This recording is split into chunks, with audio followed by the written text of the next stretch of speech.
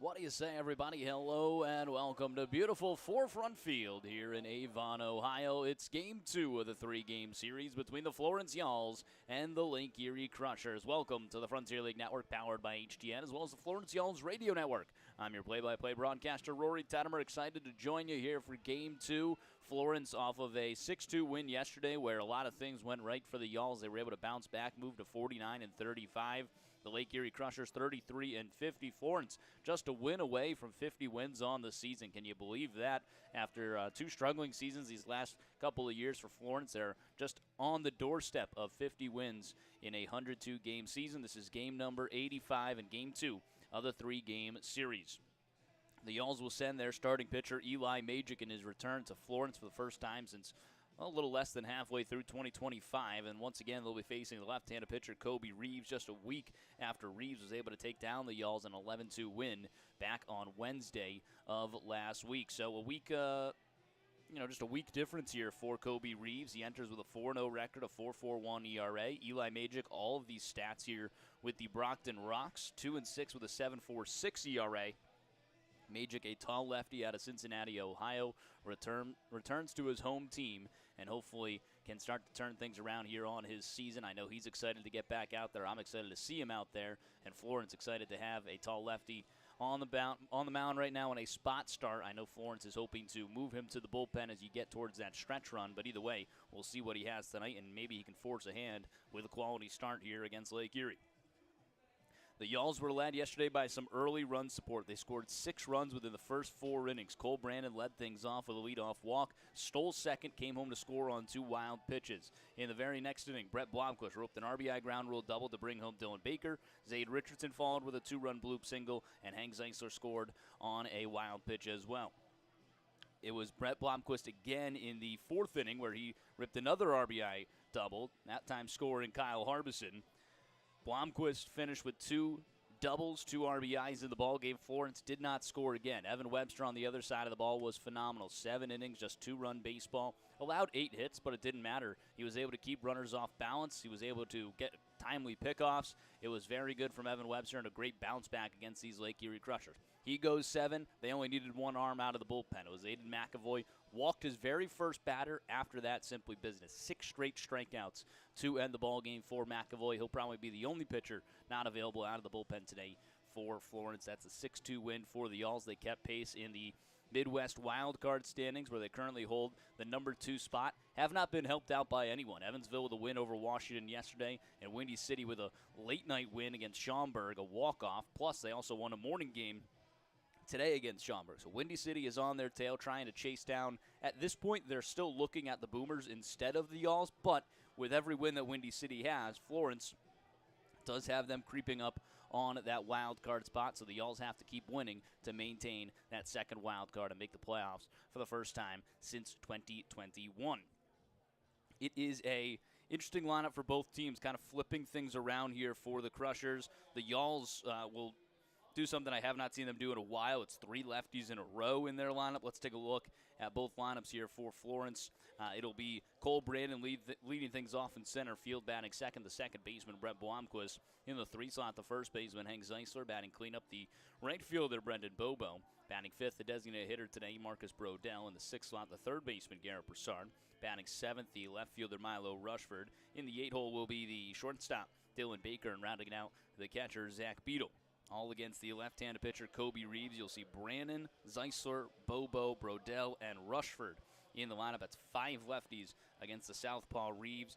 Zade Richardson, Kyle Harbison, Oscar Serrano's on the pine today for Florence.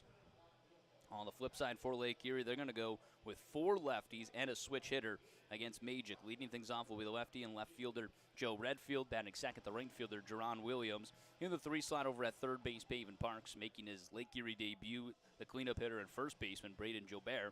Batting 5th, the second baseman Luis Acevedo. In the 6th slot, the center fielder Garrett Pike. Batting 7th, the shortstop Jared Watkins. In the 8 hole will be the designated hitter Chayton Krause. And rounding out doing the catching, Nick Chavez.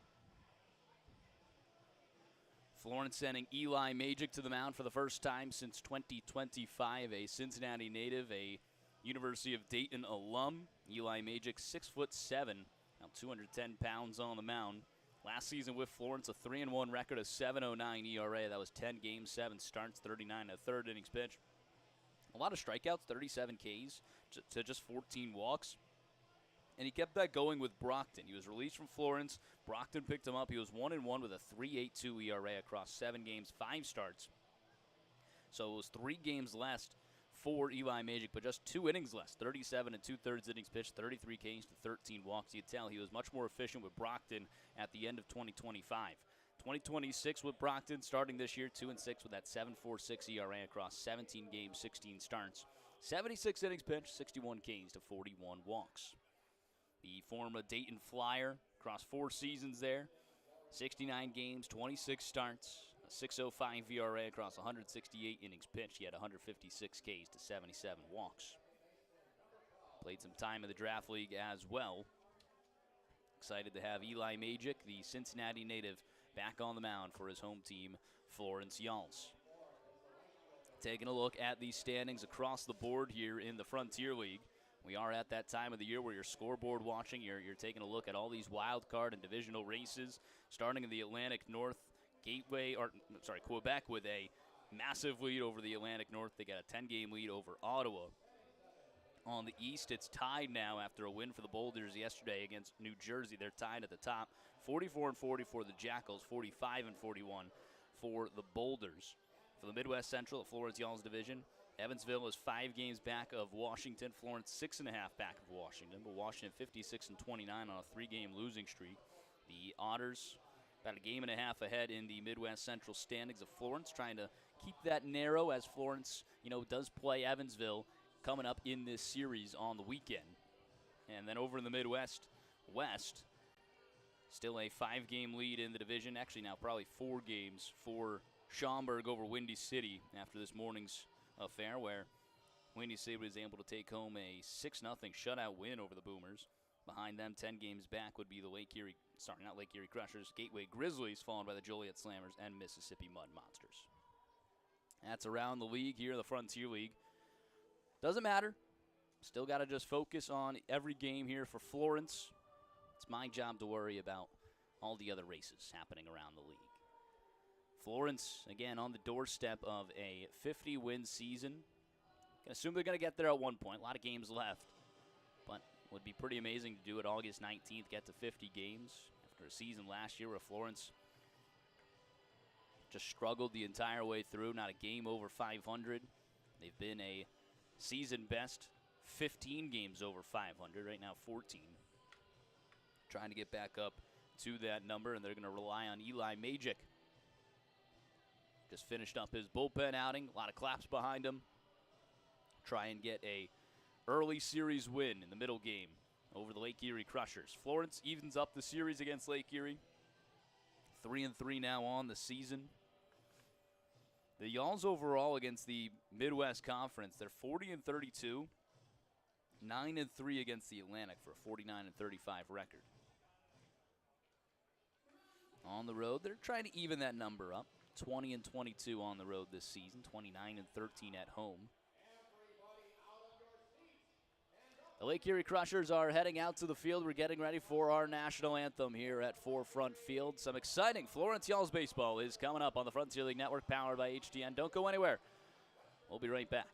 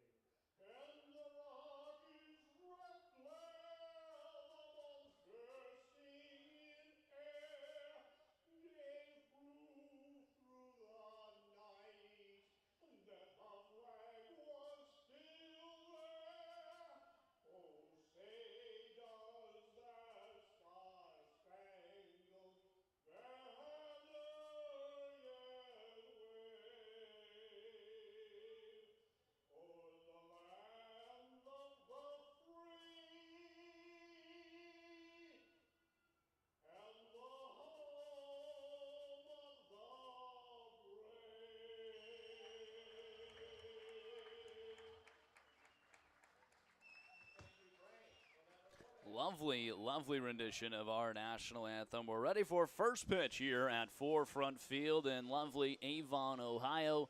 Sky just a little bit cloudy right now. Wind once again blowing out towards right field.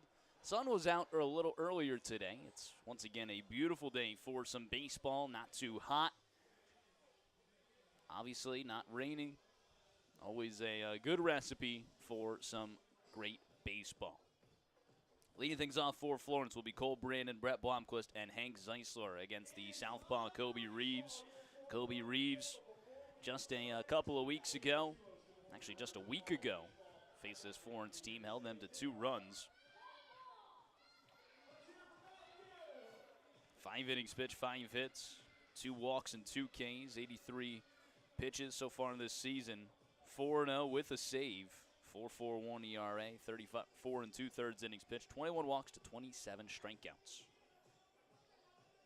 Not a high strikeout guy, but also just throws it down the heart of the plate. Let's see if Florence can figure him out the second time around. The Y'alls hoping for an early series win over these Crushers. Should be a really good sight. Florence has had some difficulties taking down the Crushers this season, just 3-3 against them in the season series. Technically halfway through now. We got 2 more games in this series plus 4 more next week, featuring a doubleheader which should be on Wednesday at home at Thomas More Stadium.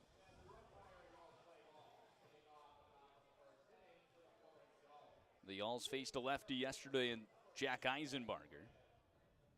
Eisenbarger didn't have all of his stuff yesterday. Still picked up a good amount of strikeouts, but 6 walks. Ended up with a loss in his return to Lake Erie. First pitch in there for a strike to Cole Brandon. 6:36, same time as yesterday. We are underway. Lefty-lefty battle to open things up. From the stretch middle of the rubber, that one misses outside. Cole Brandon yesterday, one of his best plate appearances of the season, worked a really good leadoff performance against Jack Eisenbarger. Fouled off a few pitches in a full count, was able to work the walk, stole second, and came home to score on 2 wild pitches. Worked himself all the way around in the opening frame to give Florence the lead.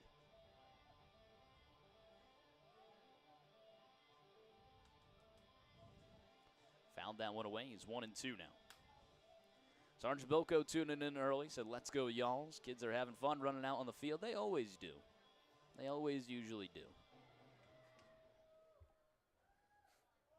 Great to have you, Sergeant. The 1-2. Swing and a miss, top of the zone. A little bit of a half swing there from Cole Brandon. Brings up Brett Blomquist.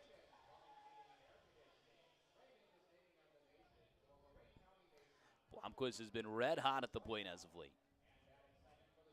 5 extra base hits in his last 2 games, Sunday and yesterday. And 2 doubles, 2 RBIs, a run scored. First pitch, fouls it away. One of the top contenders for the Rookie of the Year entered the series hitting .333. 63 RBIs, 54 runs scored, and 16 cranks. 0-1 in there for a strike.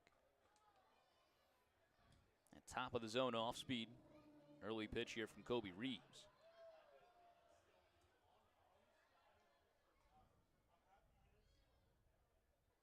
0-2. Top cheddar no good at 91. 20.53 on the spin rate. Reeves out of Round Rock, Texas. 6'4", 245 pounds from the left side. 1-2 to Blomquist. Check swing, goes all the way around on that high off speed again. It's back-to-back Ks from Reeves.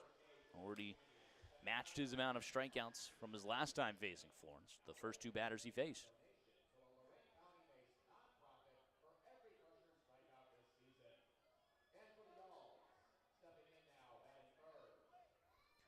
Kobe Reeves, a former Forest City Owl. How about that? First pitch to the captain misses downstairs. Not when I was the broadcaster for him, but 2024 Forest City Owls. 1-0 record across 4 games, 2 starts, 12 1/3. and a 2.19 ERA. 1-0, swing and a miss, bottom of the zone. There was some pitcher from Forest City back in 22 that had a 0 ERA with the team. Really cool, great guy, all the way around. 1-1, top of the zone. 1-2 the count. Certainly didn't have 18 Ks. But still a great guy. This is the second Frontier League season for Reeves. Was in New York last year. 12 games, just one start. 3.66 ERA there. That one misses inside to Hank Zeisler. 2-2 the count.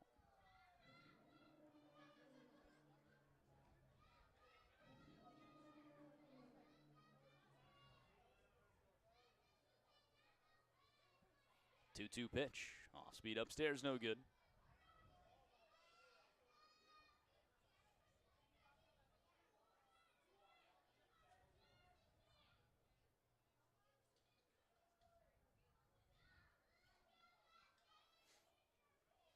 From the stretch, third base side of the rubber.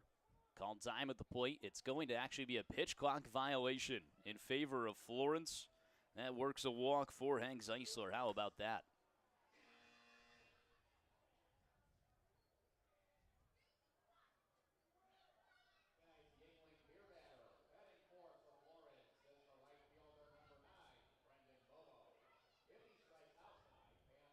Brendan Bobo will dig in. He is the beer batter of the game. Was not the cleanup hitter yesterday, so they're just trying to follow Brendan Bobo around for the beer batter of the game, because that's what he was yesterday too. That one misses outside.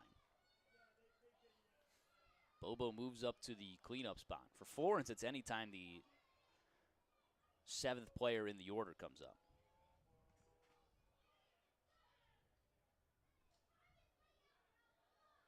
Here's the 1-0 swing and a miss.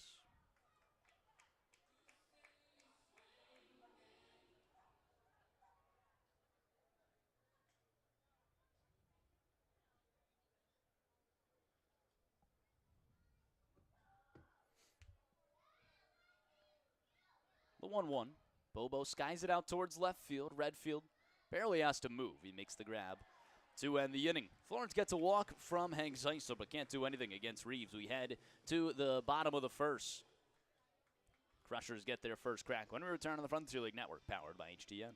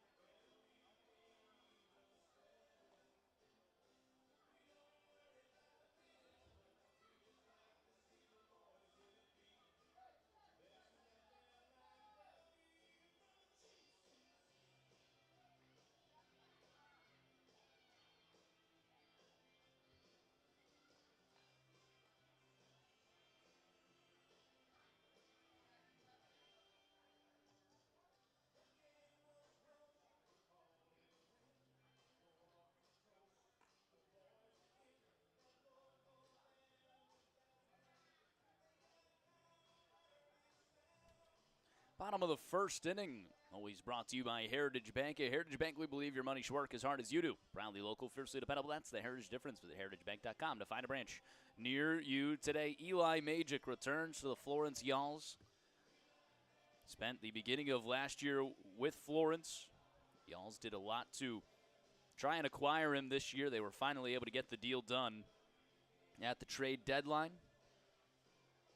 Sent a player to be named later to Brockton for Eli Majic. Comes back to his home team Former Dayton Flyer, Cincinnati, Ohio native.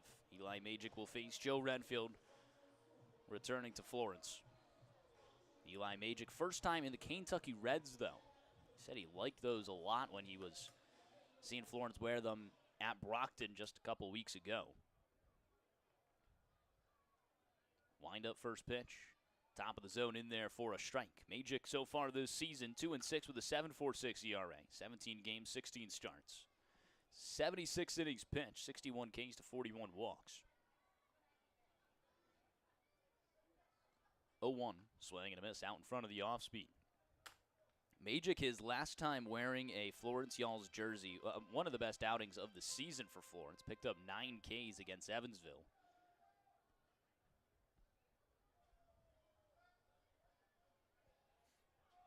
I remember it very well. Won't line up for a start against Evansville this weekend. Perhaps if we end up seeing them in the playoffs. Sideways windup, the 0-2. Ooh, all over the zone, not called. That is right in there, a beautiful off speed from Eli Magic. 1-2 the count.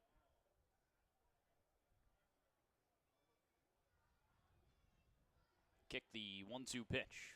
Misses outside of the fastball at 88. 4 seasons, University of Dayton. 26 starts, 69 games. 156 Ks, 77 walks. He had an 8.4 K per 9 there. 2-2. Swing and a miss. Strikes out the first batter here, Lake Erie, and his return to Florence. Picks up right where he left off. Again, that 9K performance against Evansville last year, that was a season high, a single game season high for any Florence pitcher in 2025.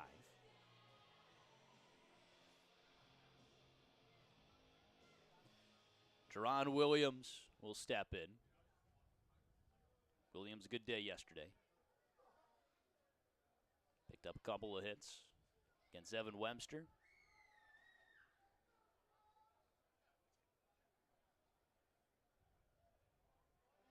Was 2 for 3 with an RBI. Also walk, hitting .417 now. Very short sample size. 0-1, fouls it away. Quickly up 0-2 again for Magic. We do got Sergeant Bilko tuning in. He said, great calls you had yesterday. Unable to watch on HTN. Only had the audio stream going, but your description made me feel like I was at the ballpark. Great job as always. We appreciate you, Sergeant Bilko. Can't wait to see you at Thomas More Stadium coming up. Excited to meet you in person. Always appreciate your compliments. Ben and I both do. 0-2. Fastball. Oh, that's another beautiful spot. This time not in the zone, but just a really good eye from Jerron Williams. 1-2 the count with the bases empty. 1-2 pitch. Slider misses downstairs, connecting on the zone, not called. 2-2. Florence in those Kentucky Red jerseys with gray pants and red flow caps. The Crushers, white pants, purple jerseys, and the purple caps. 2-2. This is a little out of hand. I mean, that's entirely in the zone as well.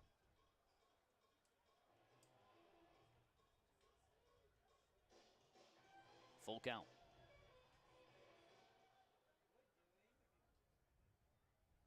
The payoff. Hard hit down the right field line. That's going to trickle into the corner for extra bases. That's a weird one. That one ends up finding a hole in the wall. It'll be a ground rule double. That's a at bat where struck out 2-3 times. Instead, he ends up with a double. It's the difference. It's the difference when you don't get the calls you need. Runner in scoring position. One away for Pavin Parks.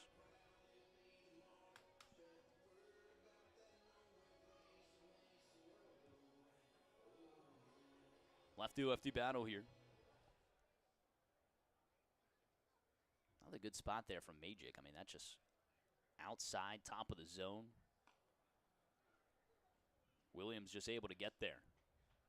That one misses outside, 1-0.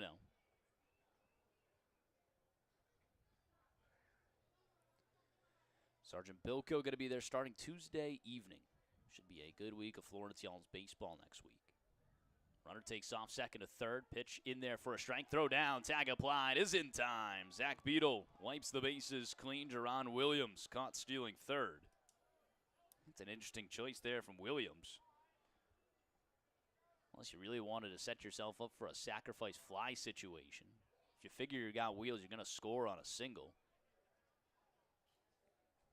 Zach Beadle takes care of him. 2 away, the 1-1. Misses outside.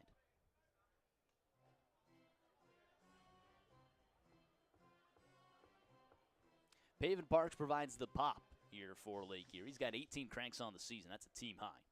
812 OPS. 2-1. Off speed misses out. 3-1 the count.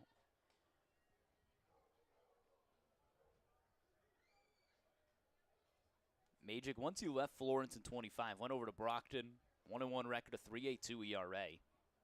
He was very efficient with the Rocks. 7 games, 5 starts. 3-1 swing and a miss.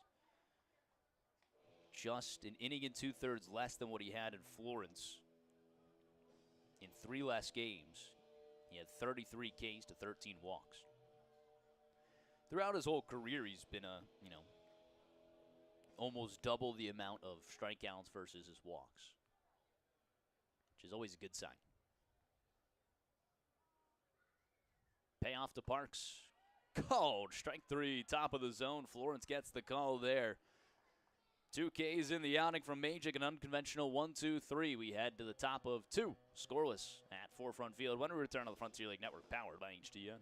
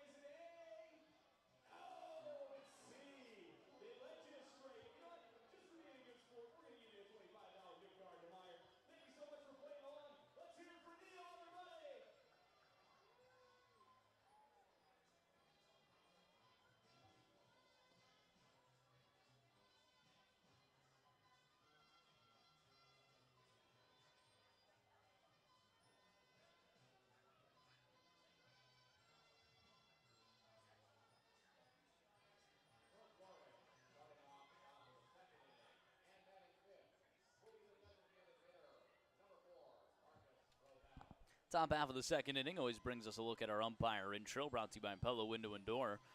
Looking for a clear view of every call? Trust Pella Window and Door to bring you replay-worthy clarity and craftsmanship you can count on. Pella Window and Door, so good, even the ump won't miss a thing. Marcus Brodell leads things off for Florence. First pitch in there for strength from the lefty, Kobe Reeves. 2 Ks and a walk in his opening frame. Umpire crew, Caleb Groom, the crew chief behind home plate. Down the first baseline, Dalton James. Down the third baseline, Jalen Jarvis.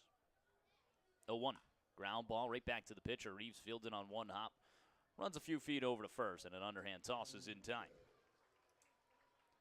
1-3 on the PFP for out number 1 of the second. Garrett Broussard will step up to the plate. Let's take a look at the defense for Lake Erie. The men in purple. Out in left field, Redfield. In center field, Pike. Williams over in right. Parks at the hot corner. Watkins at short. Acevedo at second base. Joe Bear making his Lake Erie debut at first. And Nick Chavez behind home plate. First pitch to Broussard, a two-hopper over to Watkins, fielded at the chest. Throw on to first is high, but in time. 6-3 on the put-away. 3 pitches in the inning right now for Reeves. He's picked up 2 outs. Milo Rushford didn't have too much time to get ready in the on-deck circle. He will step up with 2 out and nobody on.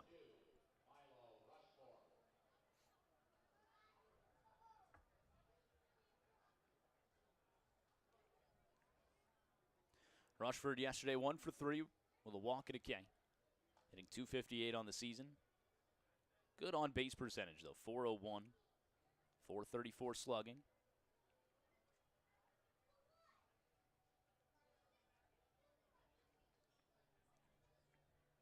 The 1-0 in there for a strike.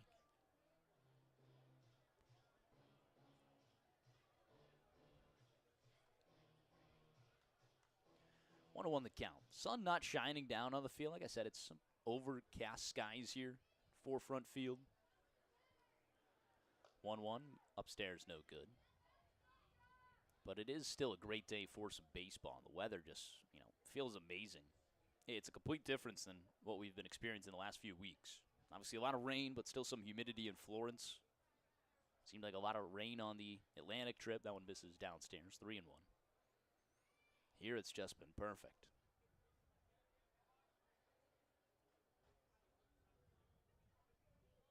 Have not looked at the Evansville weather yet. 3-1, fouls it away. Looks like Friday, it's going to be 87 and sunny. Saturday, 88 and sunny. Sunday, 84 and partly cloudy. That sounds great to me. That sounds absolutely fantastic. Final series against the Otters in 2026. Payoff, Rushford skies it foul. It's actually right in front of me.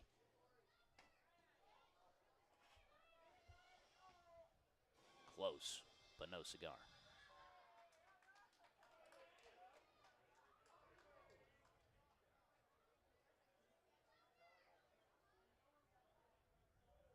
We'll do the payoff again.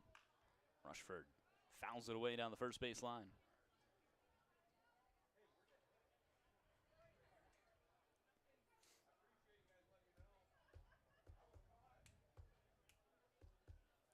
Florence Y'all's magic number dropped to 13 after the win yesterday. Was not helped by the Windy City game against Schaumburg this morning, so Florence will need another win to drop it to 12. Payoff, hard hit over towards the second baseman, fielded on a few hops. Acevedo, throw on to first is in time. Rushford with a very good at-bat, able to at least extend the pitch count for Reeves, but he does go 1, 2, 3 in the second. Eli Magic back out to work for Florence when we return to the Frontier League Network, powered by HTN.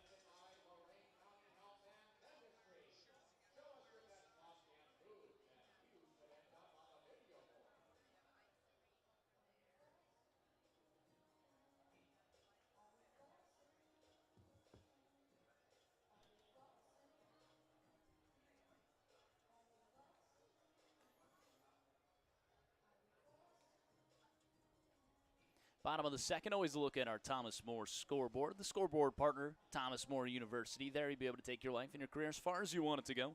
Apply and donate today at thomasmore.edu.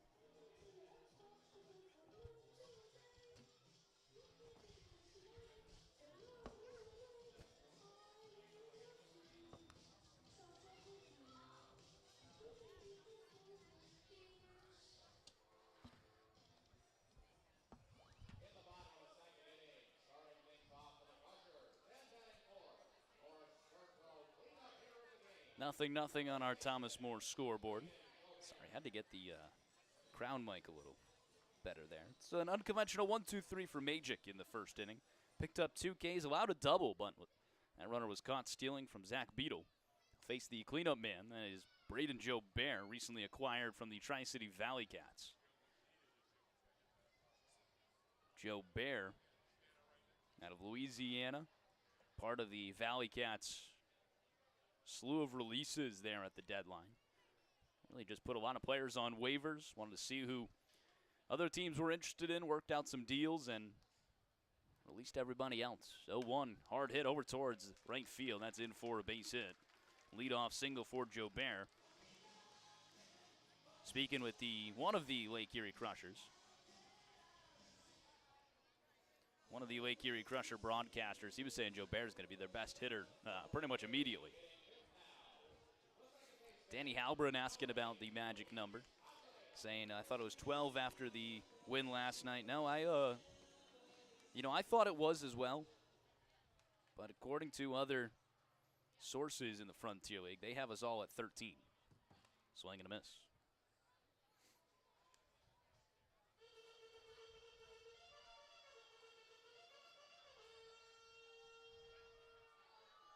Unsure on everybody's math on that, but the statistics I'm getting from the Frontier League have us at 13. That one misses outside. Since that's what everyone's paying attention to, I'm going to trust that over Ben Howler's math. Some other members of the Florence office. Florence community in general. 1-1 to Acevedo. Off speed in there for a strike. Runner on first, nobody out, bottom of the second. Here at 4 front field.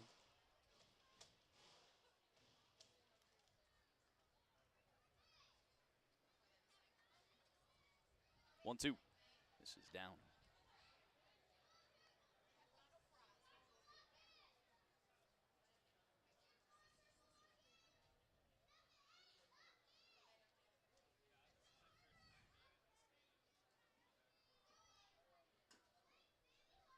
Two.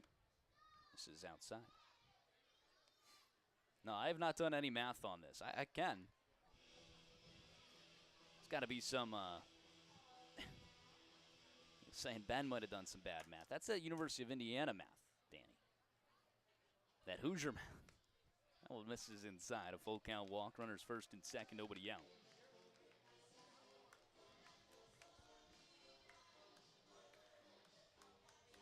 Let's go. Baseball magic number calculator. Let's see who's right. Yeah, a little baseball reference magic number calculator. Number of games in a season, 102.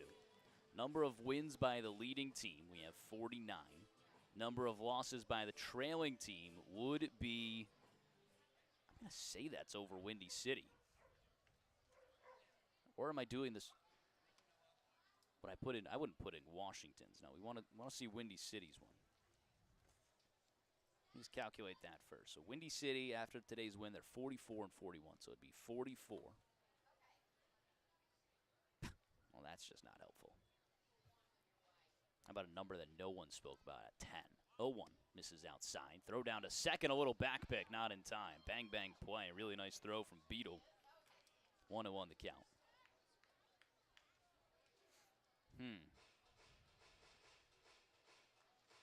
Oh, it's number of losses by the trailing team, not number of wins by the leading team. Okay, so number of losses. That one is going to be on me. I should be able to read. So that's 41. And there you go, magic number 13. 1-1. In there for strike 1 and 2. So in a 102-game season, our magic number is 13. Over Windy City, which would be the closest team to us for the wild card.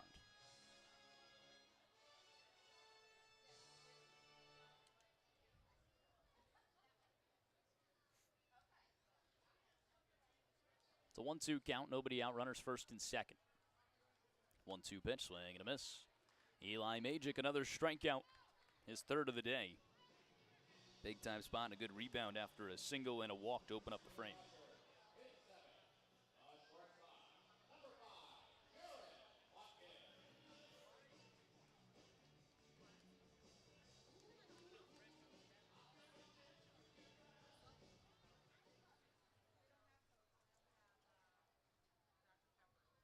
Windy City is definitely closer to Schaumburg than they are us. That one's at the top of the zone in there.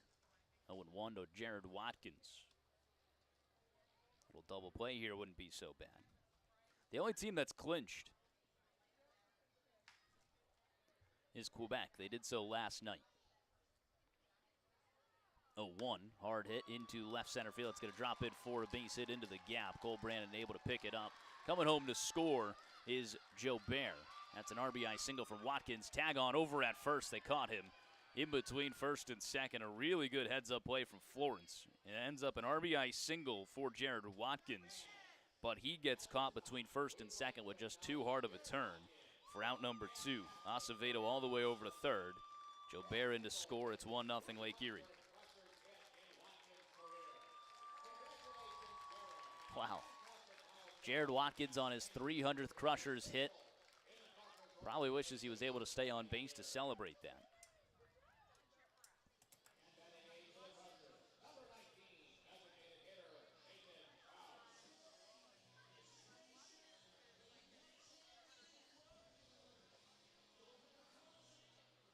So 2 away. Runner on third, 1-0 Lake Erie. First pitch misses inside to Chayton Krause. Krause had a good day as well yesterday. 2 for 4. He's hitting .259.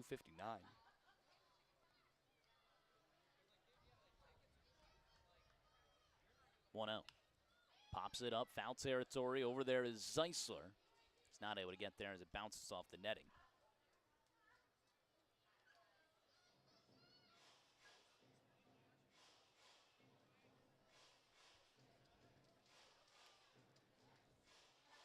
Straight up defense for Florence. Eli Magic trying to get out of the inning. Just the 1 run allowed. 1-1, swing and a miss. 88 top of the zone. It's a really good location right now from Eli Magic.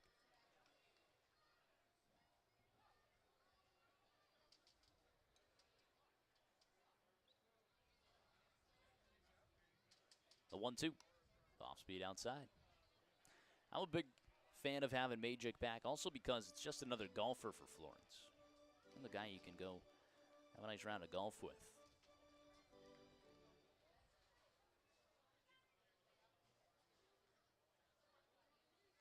2-2, skies it high out towards right field. Brendan Bobo towards the foul line once again near the Y'all's bullpen. He makes the grab to end the inning. Magic brings cross one, but he strands a runner at third. It's 1-0 Lake Erie as we head to the top of the third when we return on the Frontier League Network, powered by HDM.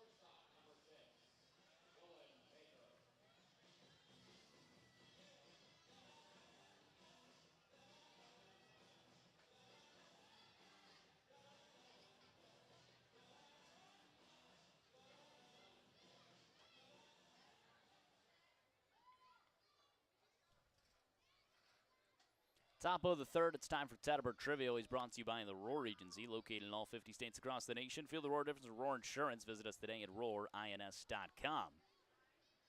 Florence trailing 1-0 here in the top of the third. Dylan Baker gets his first plate appearance. The 0-1 laces it into center field. That's going to drop in front of Garrett Pike for a leadoff single. Florence's first hit of the day. Brings up the bottom of the order, Zach Beadle. Dylan Baker. C&I single. Let's see what Zach Beadle can do.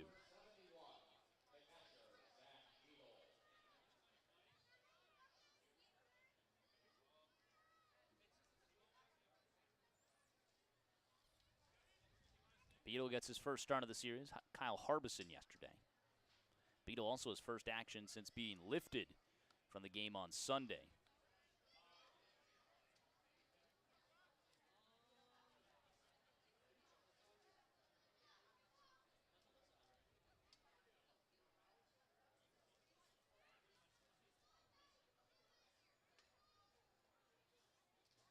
The 1-0 misses outside, goes all the way to the backstop.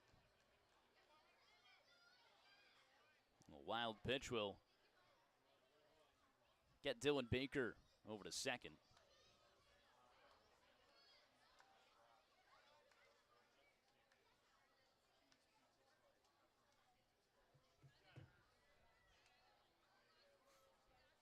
Tettemer Trivia, way it works. I read a question in the top half of the third, give you guys the answer in the bottom half. You have the opportunity to play along. Question is live on Twitter. You can comment your guess in the comment section. I'll shout you out here on the broadcast. That one's fouled away.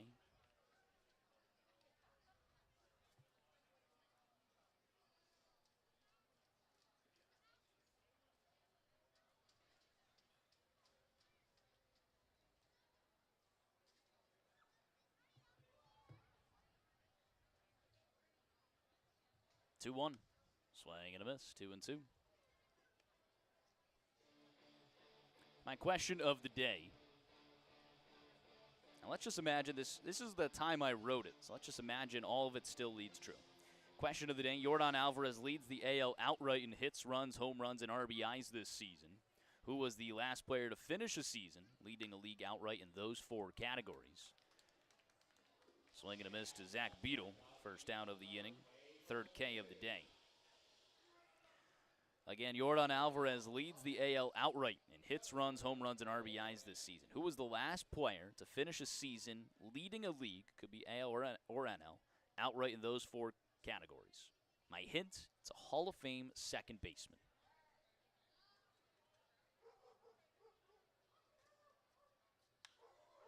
First pitch to Brandon, he skies into center field. That's going to drop in for a base hit. Holding Dylan Baker over at third. Had to see that one down. Runners at the corners, 2 hits in the inning for Florence. Cole Brandon into the hit column. Second hit of the day for the Yalls. Let's bring up Brent Blomquist. He's had a red-hot bat at the plate.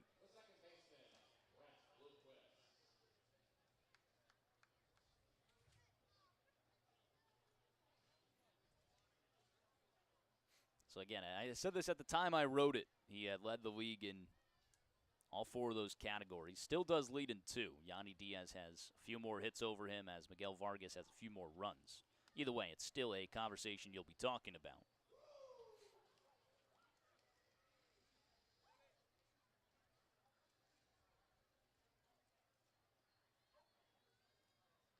And a Hall of Fame second baseman.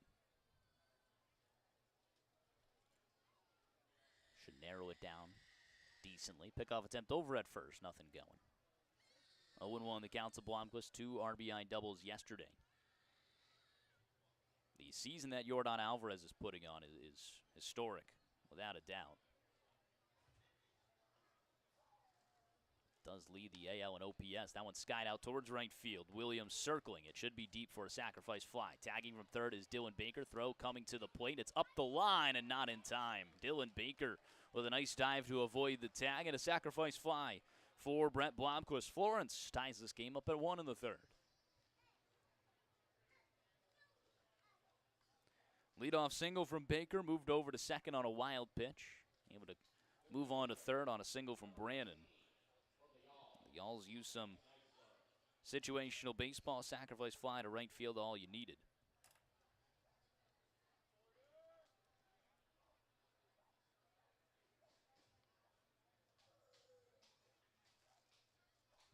First pitch to Hank Zeisler, skies it down the left field line. Is going to hook foul.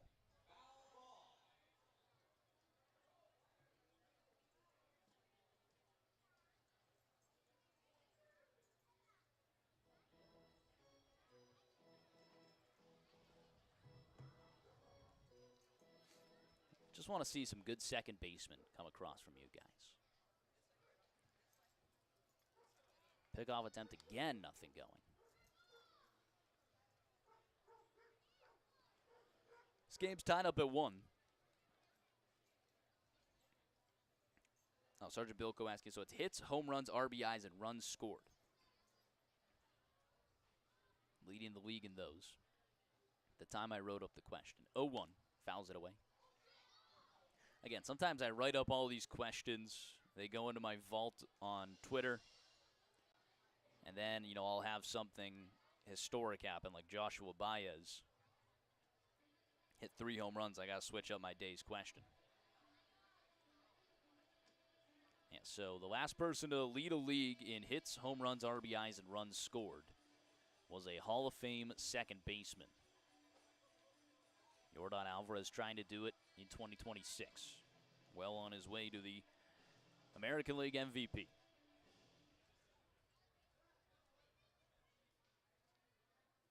Runner takes off.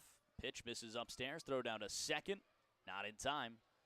Cole Brandon almost hesitating a little bit halfway through. Don't know if he knew that he had the tag play over at second. Either way, it's his 5th stolen base for Florence. He's been perfect so far.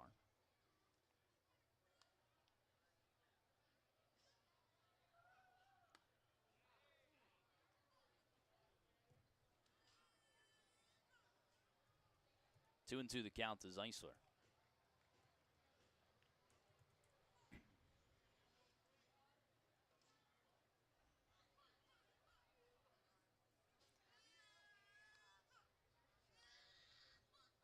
Two. Off speed, misses outside, a full count. The captain, with a single, can give Florence a 2-1 lead with the way that Brandon runs over at second. He's also just that one double away from the franchise record.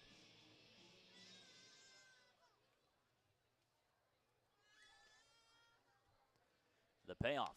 Fouls it away, stays alive.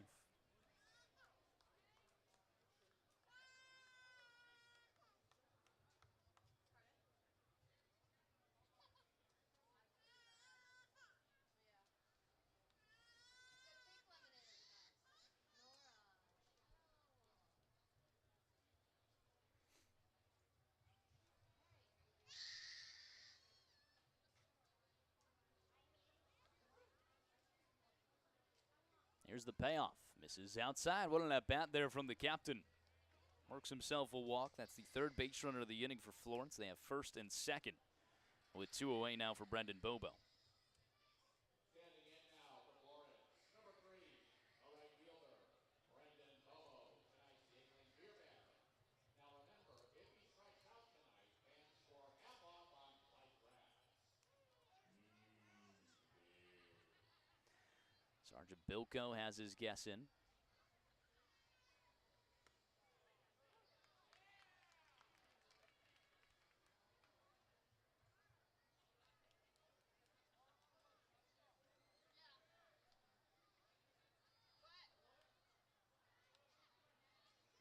Oh, 1. That one's laced out towards center field. It's going to drop in for a base hit. Coming home to score is Brandon. On the way to third is Zeisler. It's an RBI single for Brendan Bobo. Florence takes a 2-1 lead. Nice piece of hitting there from Bobo going opposite field. 98 off the bat. Almost split the gap. Pike was able to get to it. That could have been off for the races if he didn't. And Cole Brandon really just got in super easily, but Zeisler able to go from first to third. Now runners at the corners, 2 away for Marcus Brodell. Florence's first RBI hit of the day. Had the sacrifice fly from Brett Blomquist earlier this inning. Meeting on the mound, Brandon Sittinger, the pitching coach for the Lake Erie Crushers.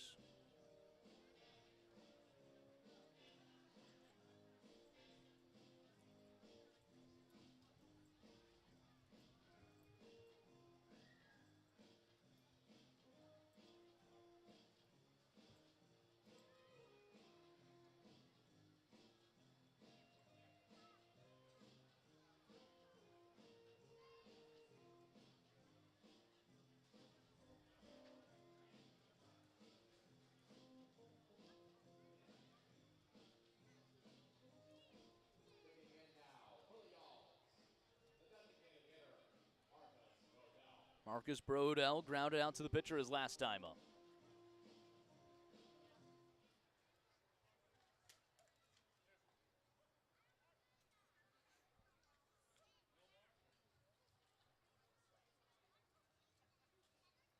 First pitch to him, ground ball through for a base hit. In comes Zeisler. Florence takes a 3-1 lead. Nice piece of first pitch hitting there for Marcus Brodell. Just grounds a 98-mile-per-hour scooter right through that first base and second base hole. Runners first and second on back-to-back RBI singles.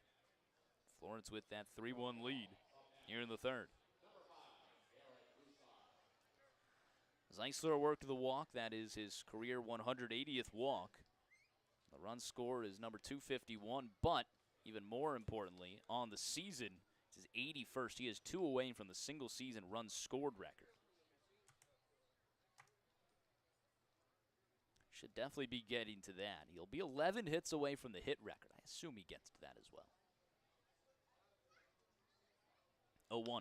Ground ball up the middle. Diving stop from Acevedo. Toss on to second the easy way. What a play from Acevedo that saves another run and takes a base hit away from Garrett Broussard. Florence picks up 3 in the inning. We head to the bottom of the third, a 3-1 lead. Get your guesses in for Tettemer Trivia when we return to the Frontier League Network, powered by HDN.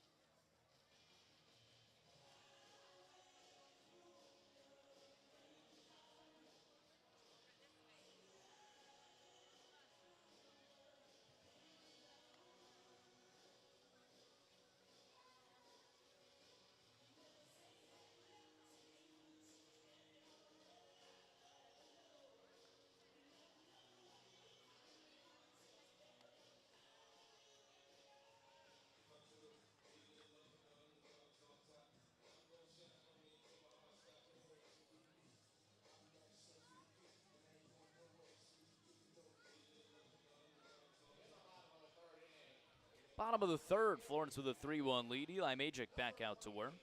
Still facing the first time through the order. It'll be the 9-1-2 for Lake Erie. Chavez, Renfield, and Williams. Majik's picked up 3 Ks. He's allowed 3 hits in a run. Chavez, the switch hitter. First pitch to him. Top of the zone, no good. Did connect on TrackMan. 1-0 the count. Still playing Tettemer Trivia in the inning. Talking about Yordan Alvarez, how he has had an amazing season. Led the AL outright in hits, runs, home runs, and RBIs at a time this season. Who was the last player to finish a season leading a league outright in those 4 categories? My hint, it's a Hall of Fame second baseman. That one's in there for strike 1 and 2. Stephen Gregg tuning in. Way to go, Florence. Way to stay, Yalsum. Always good to see you, Stephen.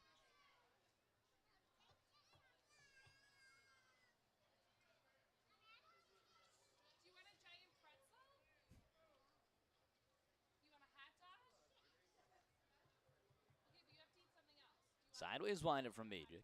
It is 1-2. Off speed misses downstairs. Got some good guesses rolling through. Again, just think of a Hall of Fame second baseman. There's only a few that, are going to lead the league in all those categories.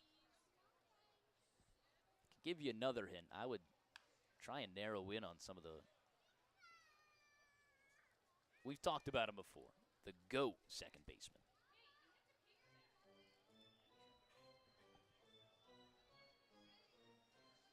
It's only a few positions in Major League Baseball history where it's, yeah, there's a certified GOAT at that position. 2-2, fouls it away. Nobody on, nobody out.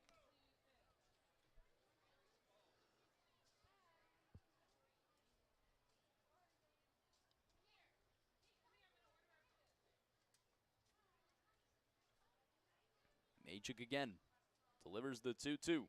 Hard hit down the right field line, but foul. We'll do it again.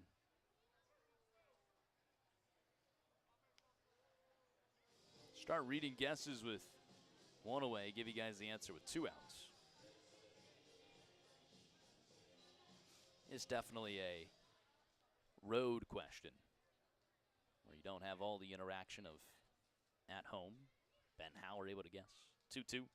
Ground ball up the middle off the bare hand of Magic. He'll rebound and toss on to first. What a play there from Eli Magic. Don't often see that. The pitcher using the bare hand to knock it down. Good thing is he is okay. 1-3 on the put away. Back up to the top of the order, Redfield, who struck out his last time up. Lefty-lefty battle. Start to get to some of our guesses here. Stephen Gregg said Joe Morgan, obviously. But did he do it for the whole season? Sergeant Bilko rivaling him, saying, having lived in Illinois early to late 90s, I should have known Ryan Sandberg off the top of my head. So Rhino and Joe Morgan. Stephen Gregg not going to be the only one that goes for Joe Morgan. Tyler Douglas said Joe Morgan. And Jacob Brown said Joe Morgan. Also had a guess for Robinson Cano from Aiden Murphy.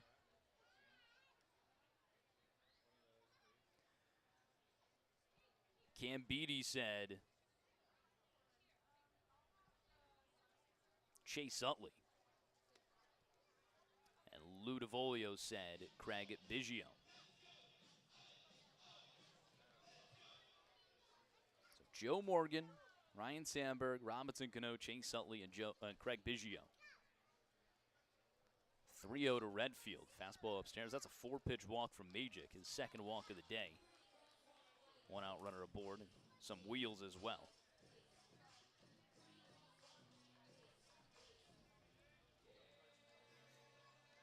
Toby Hall going to walk out with the athletic trainer Patrick McCormick. Take a look at Eli Magic after he gloved that, or knocked that one off of his bare hand.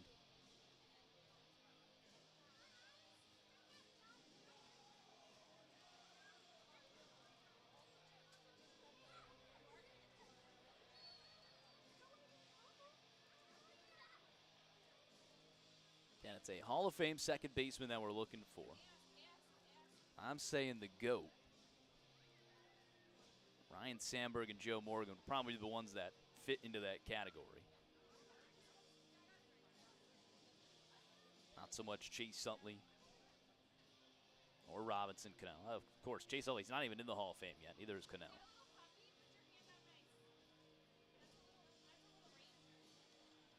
Craig Biggio, more time at short than second, I believe.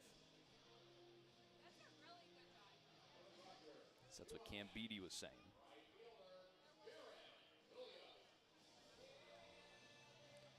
Runner on first, 1 away. Jerron Williams steps up. Doubled to right his last time up. First pitch to him. This is outside. Eli Magic had him struck out.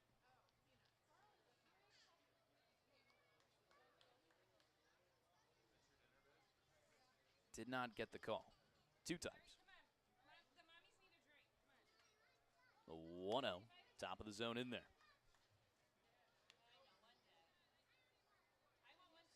Steve McGregor says both will be. How about that? Chase Utley definitely will. The way he's been climbing up those ranks.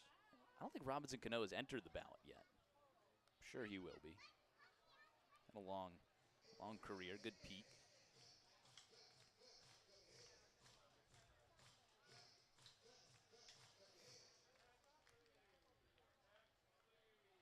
That was not the hint we were looking for. It had to be current Hall of Fame. 1-1. This is inside. Gonna say it hit him. Was not called immediately. So a hit by pitch. Runners first and second for Pavin Parks.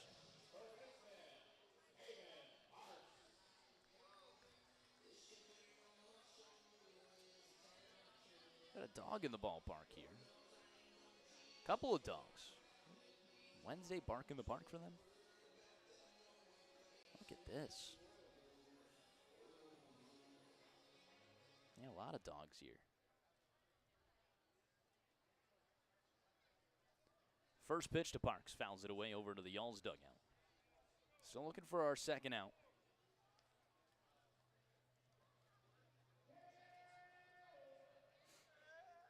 There you go. Karen Ruff getting in on the action. Said, I'll go with Joe Morgan. Hashtag Big Red Machine. So a lot of guesses. He's the leader in the clubhouse right now, Joe Morgan. 0-1. Top of the zone. Joe Morgan have a lot of home runs.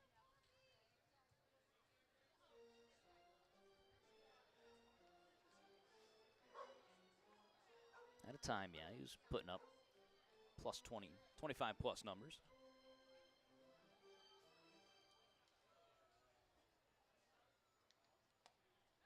Back pick over at first. They got him leaning.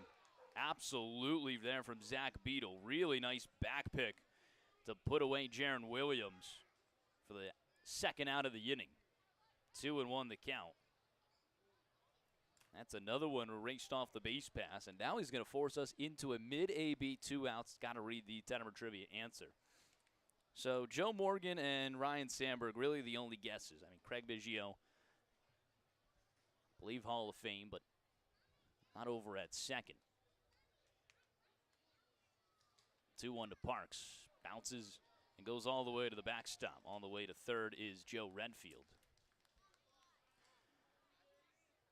Again, I'm talking about the GOAT of second baseman. Oh, Jackie Robinson was another guess from Aiden Murphy.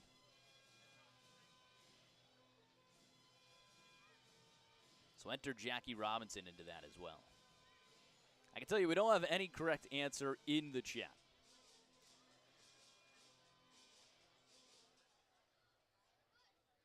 This is a man with 2 National League Triple Crowns, 2-time MVP and certified Hall of Famer.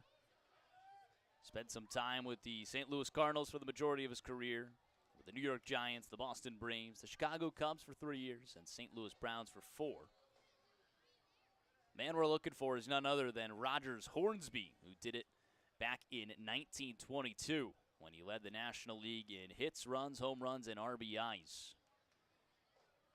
The same season, he captured his first National League Triple Crown. Swing and a miss from Eli Magic. Strands a runner in scoring position. It's 3-1 Florence as we head to the top of the fourth. We can talk more about Tettemer trivia when we return to the Frontier League Network, powered by HTN.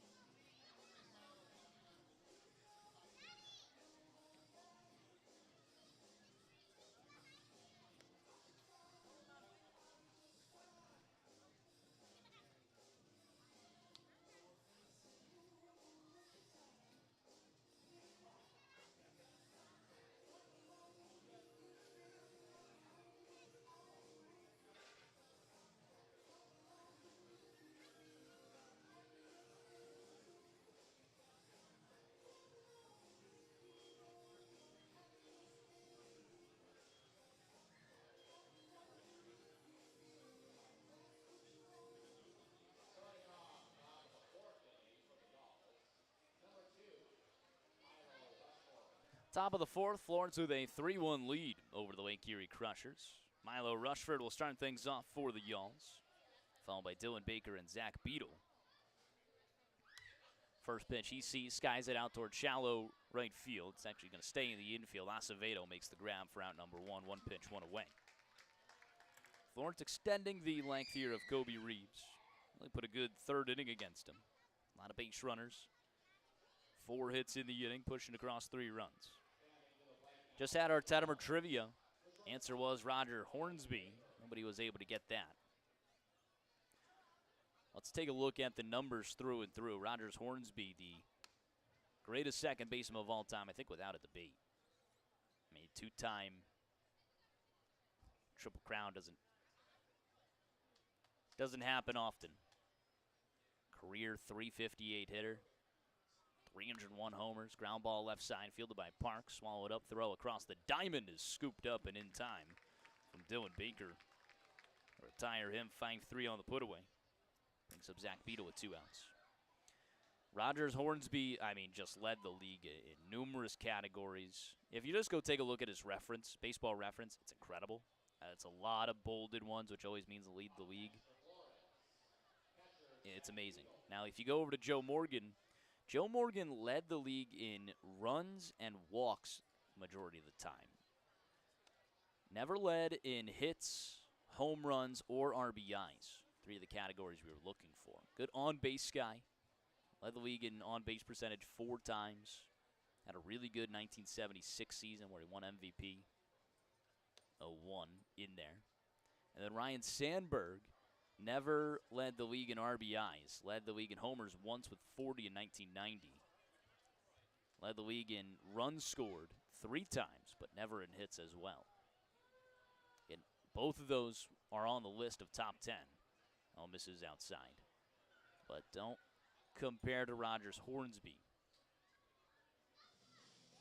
Like I said, there's only a few positions where it's like, hey, there's a certified GOAT.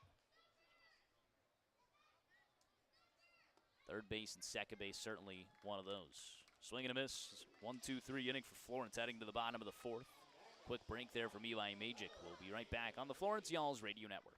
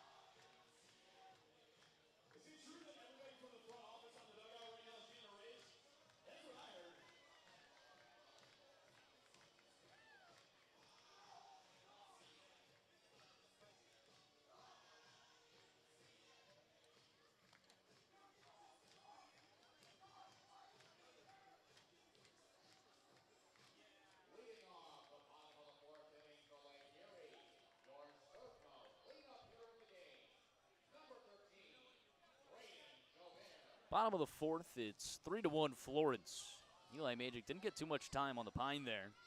It was a quick Florence offense inning. Went 1-2-3. It's Braden Jobert who singled and scored back in the second. The only run right now for Lake Erie. Majic, that one's skied out towards right field. Well hit. Bobo watches that one fly right out of here. Jobert in his Lake Erie debut, a single and a homer. Seems like he's fitting right in with the Crushers. It's 3-2 Florence. Ambush home run on the first pitch he sees, 105 off the bat, 400 on the distance. How on earth could Tri-City give him up for just a reliever? I don't know.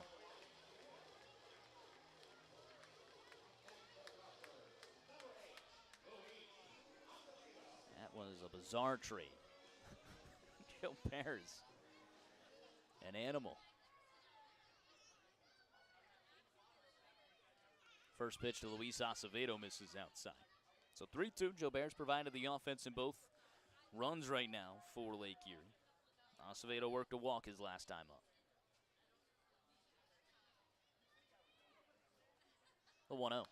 Ground ball foul down the third base line.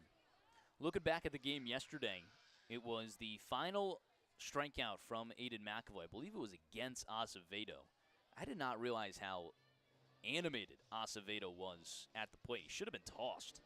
He was in the face of the home plate umpire. Of course, the game had already ended, but it was way too animated and in the face for arguing a strike 3 call. That one's fouled off of him. 1-2 the count. He'll need a breather. Florence with some action in their bullpen. It's C.J. Blowers warming up for the Yalls.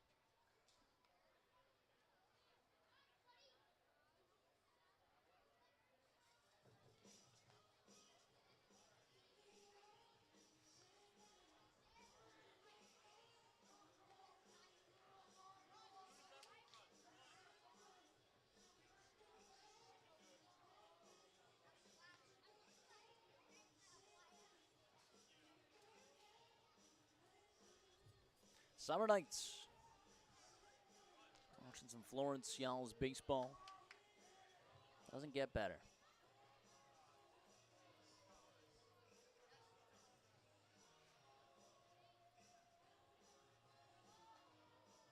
A long look here at Acevedo's leg. Trainer out for Lake Erie. Never feels good. Zade Richardson dealing with that on the other side for Florence. Fouled one off of his quad, I believe. Had to get some treatment today. Looked like he had a little bit of a limp just walking around. Sure, he'll be fine. Definitely dealing with some tenderness.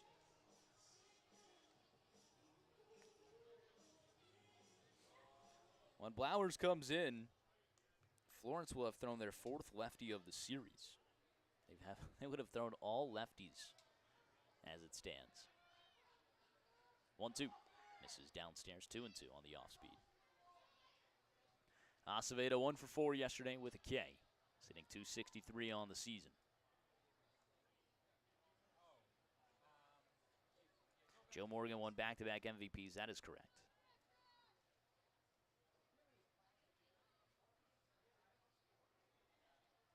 Two. Misses upstairs. Rory, too much Quebec pitching, obviously. Quebec pitching. What does that mean?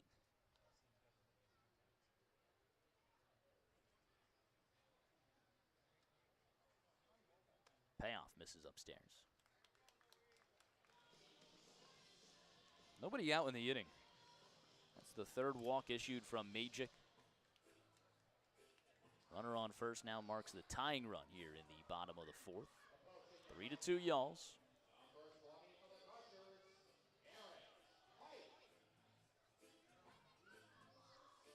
Garrett Pike struck out his last time up. Very similar inning to the second, where Joe Bear gets on with a base hit and Acevedo walks. Magic was able to dial back in and strike out Pike.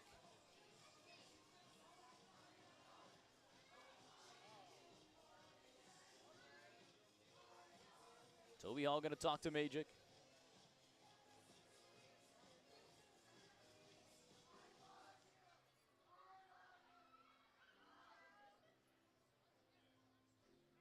They're going to make a move.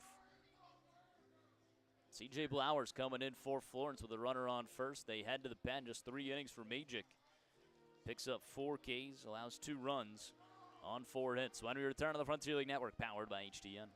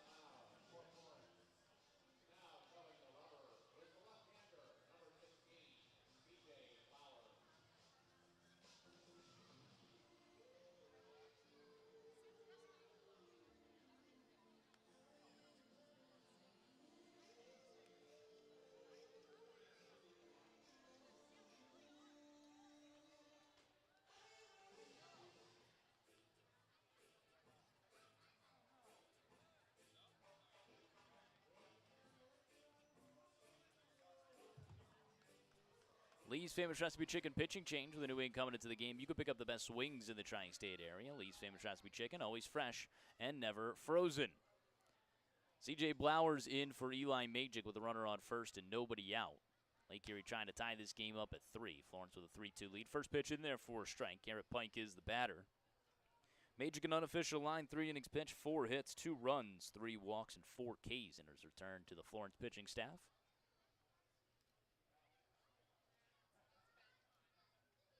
0-1. This is at the top of the zone. C.J. Blowers. Couple of starts for Florence, couple appearances out of the bullpen. Was activated off the IL. Just a short 7-day stint on the IL for Blowers. 3 1/3, 5 hits, 3 runs, 2 walks, and a K his last time out on August 8th against Brockton.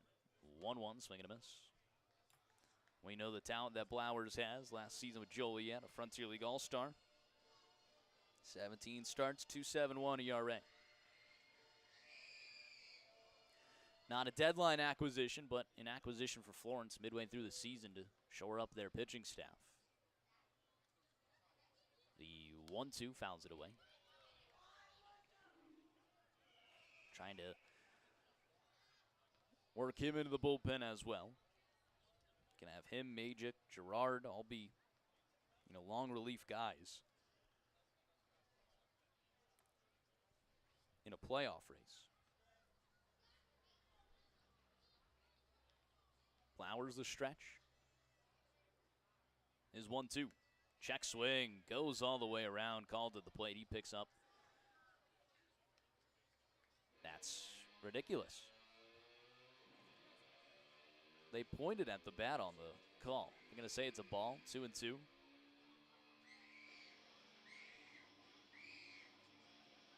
And it's another one of those ones where the check is nowhere near the third baseline. The guy's right side of second base. Fouls it over our heads. 2-2. That's the problem right now in the Frontier League umpiring. You have to have guys on the lines. Lefty hitter at the plate. Need someone at third. I don't care how you have your shift. You need the guy at third for a check. You cannot make a called swing from the right side of the pitcher. Doesn't make any sense. 2-2. This is downstairs, and that was a strikeout through and through.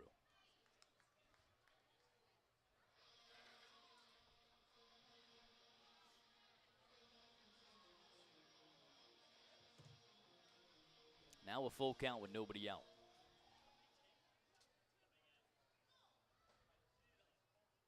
Flowers' payoff pitch. Fouls it down the first base line. We'll do it again.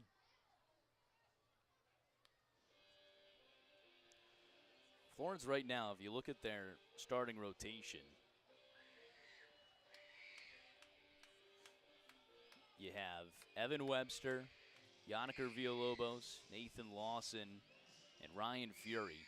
As a solidified 4, those guys will be starting. Ground ball over towards the second baseman, Blomquist. Will only have a throw at first.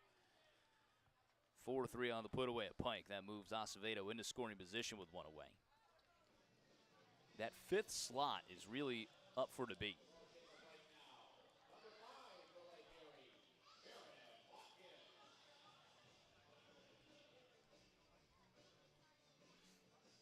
Gerard has looked good in appearances out of the bullpen, but also his last start in Brockton. Blowers has looked the part. And you bring in Magic as well to insert him into the conversation. Off speed in there for a strike. Technically, this 5th slot, which is what you have today, is due for a 2-start week next week. So I'm interested to see how Florence attacks it.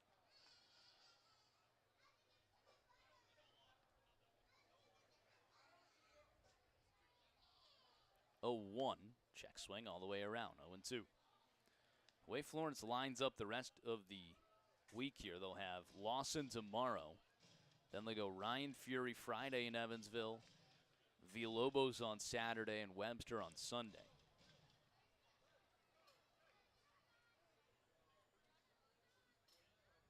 Look back at second from Blowers.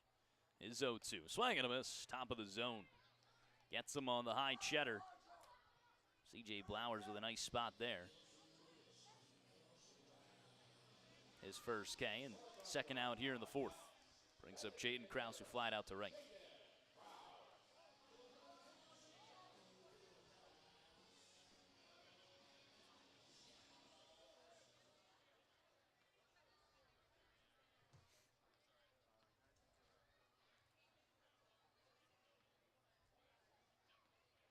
Oh, fouls it away from the first pitch. Sergeant Bilko gave me a bunch of Ryan Sandberg stats.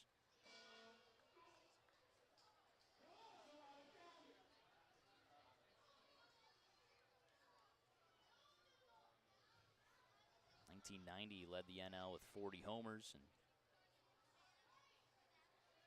116 runs scored. That one skied out towards right field again in the gap. This time called off by Cole Brandon to make the grab and end the inning. A leadoff homer from Braden Jobert makes this a 3-2 Florence lead. Florence looking to get it right back when we return to the top of the fifth on the Florence Y'alls Radio Network. It is time for our golf ball tips presented by Gers and Pers. Now we got Peanut over here right now. Peanut is going to have to catch the ball. 3 chances to catch one ball to win a prize. Let's cheer on Peanut. Here we go. Here's the first one. Yep. Oh, all right. Gotta catch it on the fly. All right, we got 2 more. Peanut, we got some more for you. All right, here we go. Here's another one, Peanut. Oh. All right, one more. Oh. All right, wait a minute. We've got to give Peanut the prize, right? We got to do it. Crushers fans, what do you think? Peanut's a winner! Make some noise for Peanut, everybody!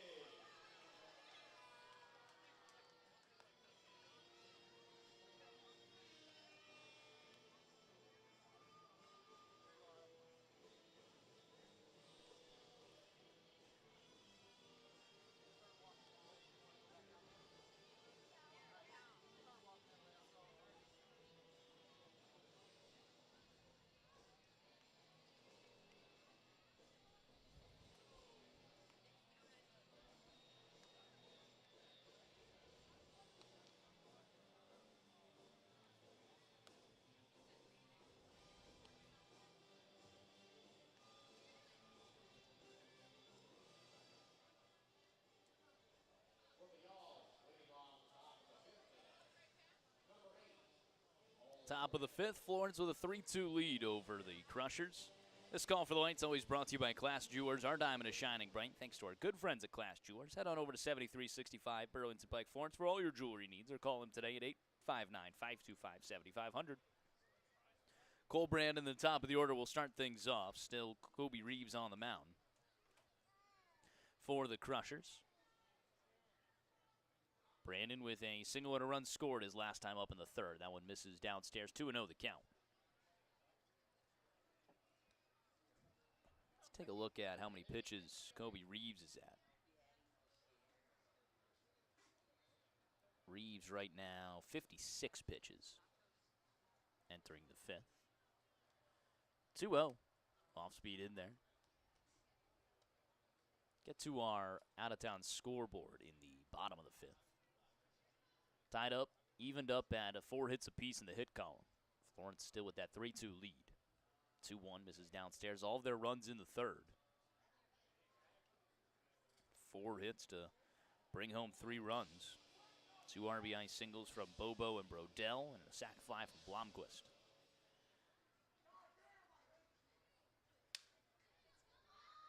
That one skied high in the infield left side. Watkins makes the grab for out number 1.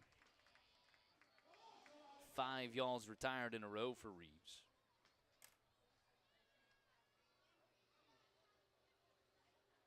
Now at the plate, number 12 for Florence, Brett Lundquist.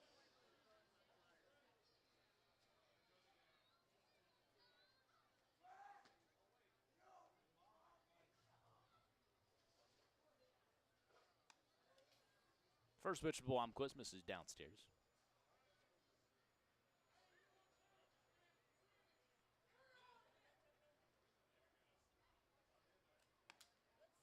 one's in there for a strike.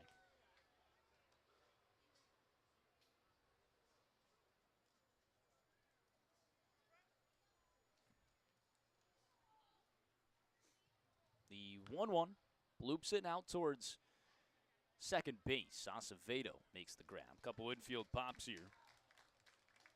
2 outs in the inning.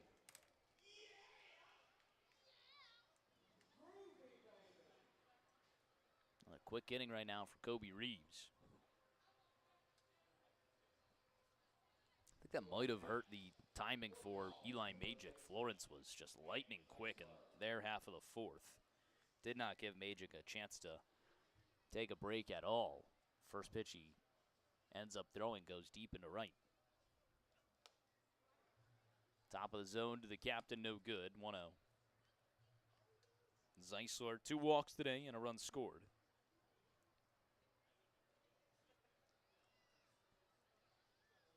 That one missing downstairs. 2-0 the count.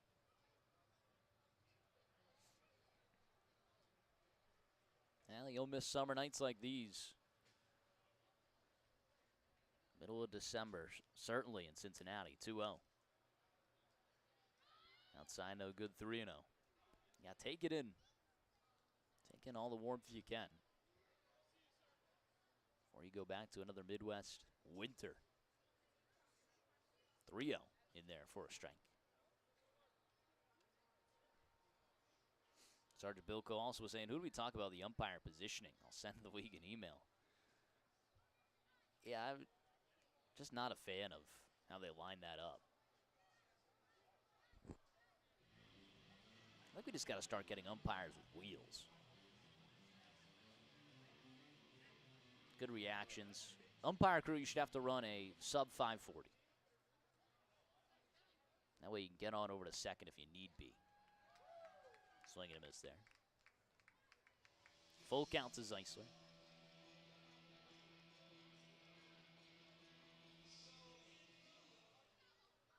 Here's the payoff. Ground ball over towards the first baseman. Fielded on a couple of hops. They'll run it over to first to end the inning. Another 1-2-3 frame from Florence. They've been retired 7 in a row. We head to the bottom of the 5th. We'll get into our out-of-town scoreboard when we return on the Frontier League Network, powered by HDM.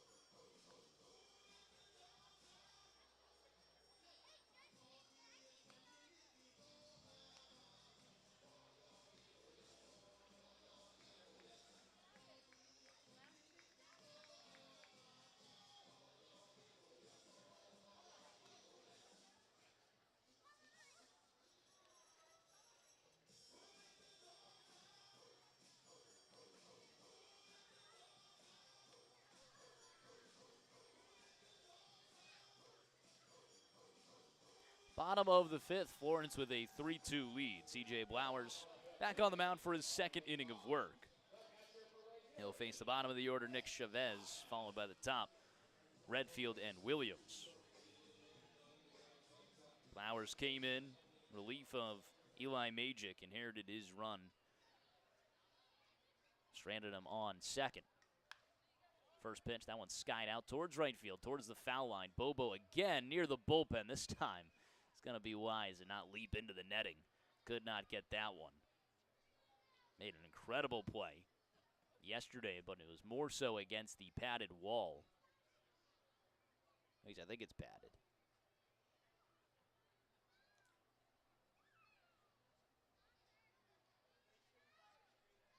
0-1 the count. Flowers in the windup. His 0-1 pitch. Hard hit up the middle. That's through for a base hit. Leadoff single for Lake Erie. Back up to the top of the order for Joe Redfield. Let's get to our out-of-town scoreboard. Always presented by iScore. Always presented by Thornbush Whiskey, powered by iScore. Thornbush, a new frontier in the world of whiskey. Bold, smooth, and wildly unexpected. Come try the new official cocktail, the Florence Yalls at Thomas More Stadium. Obviously, following a few games, we'll go through everything in the Frontier League, all the action.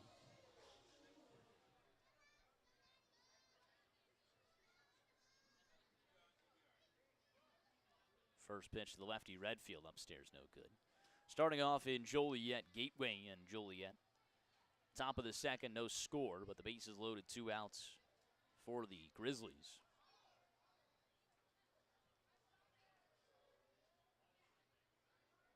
1-0 off speed in there.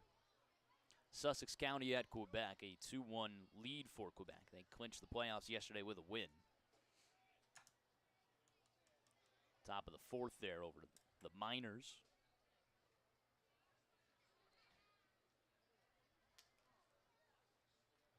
One misses down, 2-1.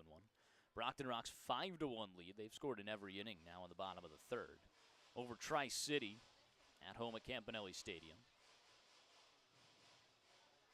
Trois Riviere and down east. 1-0 lead for the Eagles. Top of the fourth. 2-1. Skied out towards left field. In comes Rushford.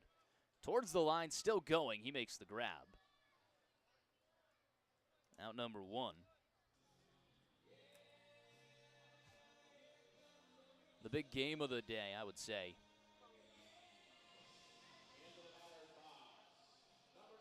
New Jersey versus New York. No score there, top of the third. That's a battle for first place in the Atlantic. The Atlantic East.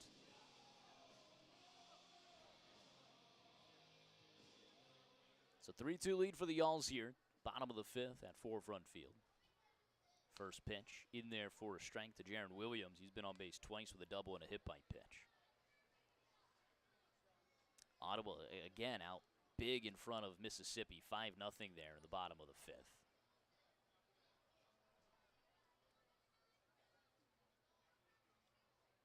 Oh, 1 fouls it away, 0-2. Then one we're watching heavily again. Evansville at Washington is handing it to the Wild Things. 4-0, top of the seventh.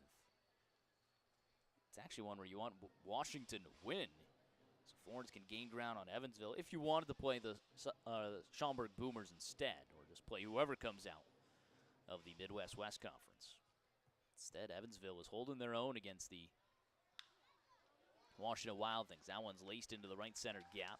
Picking that up before the wall is Cole Brannon. First to third will be Chavez.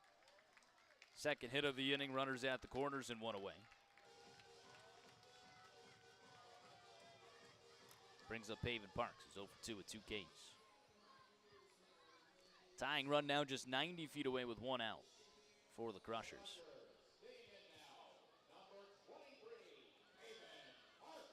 Take another look at that. Evansville, they just scored again, 6-0. Marcos Gonzalez just homered in the 7th. Who was the pitcher? It was Egbert. Well, that's Egbert guy for Washington. Florence was looking at him, the Cubs organization. First pitch misses downstairs. And then for Evansville, Simpson, Garrett Simpson. Just 2 hits allowed, no walks, and 4 Ks. Against the talented Washington team.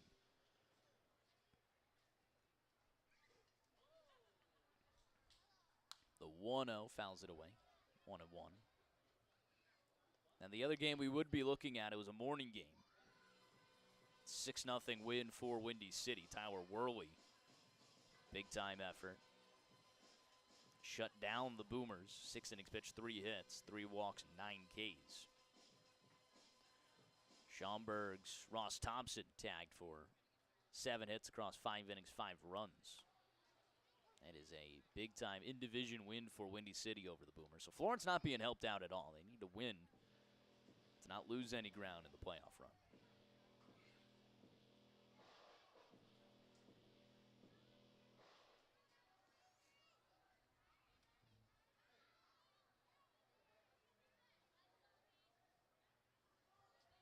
One, two. Fastball called, strike 3, dots up the outer half.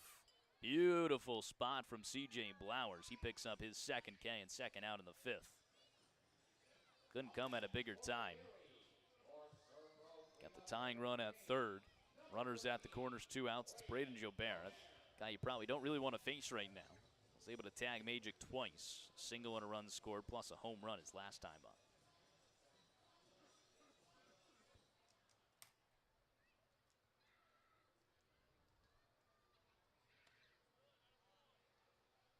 First pitch missing downstairs, 1-0. Did connect on the zone, not called.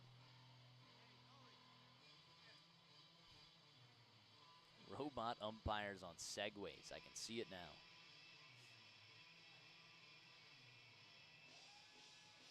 That's what Sergeant Bilko says. Segways, play on turf.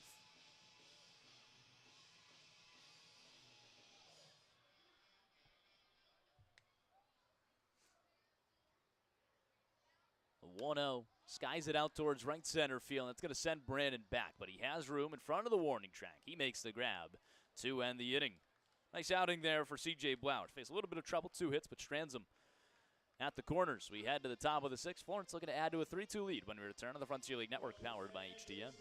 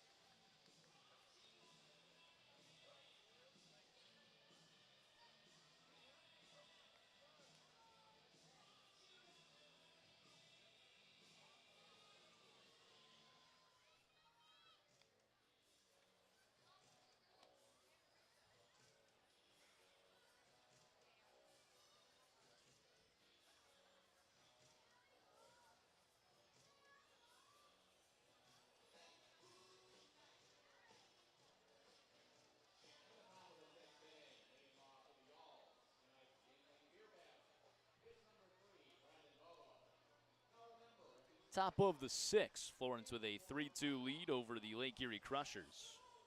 Brendan Bobo will start things off. Still Kobe Reeves, the lefty on the mound. Doesn't have many pitches. The 60 pitch mark right now. First pitch in there for a strike. Bobo 1 for 2 today. Trying to make Reeves work here in the 6th. Chase him from this ball game. Florence already into their bullpen with C.J. Blowers. Ground ball over to second. Gloved and throw on a first. 4-3 on the put away. 8 Yalls retired in a row. Have not had a base runner since the 3rd, an RBI single from Brodell, who will now step up to the plate.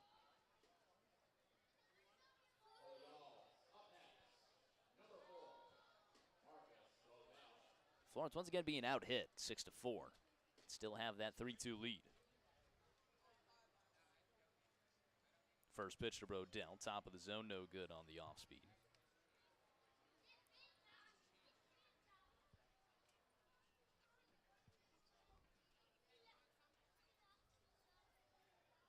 1-0. Hard hit over towards the first baseman. Fielding on one hop. Joe Barrow just race it over. That's 1-0-1 off the bat from Brodell. Could not hit it any harder. Just right at the first baseman. 3 unassisted. Type of luck there for Florence.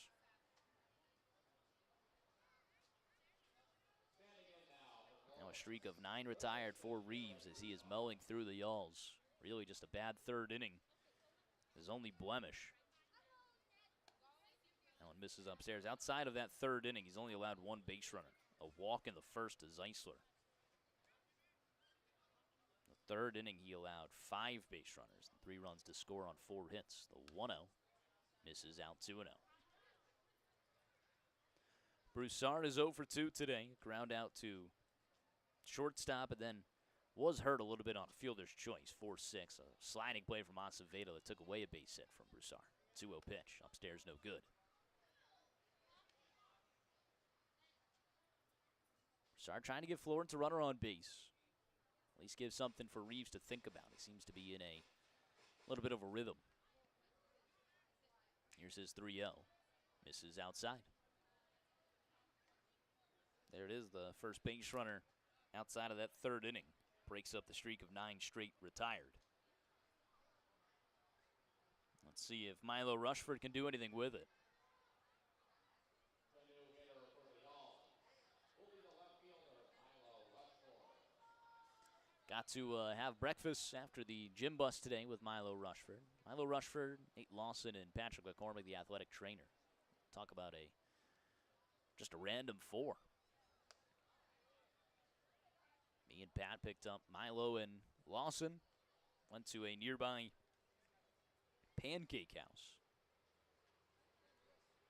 Got some great pancakes.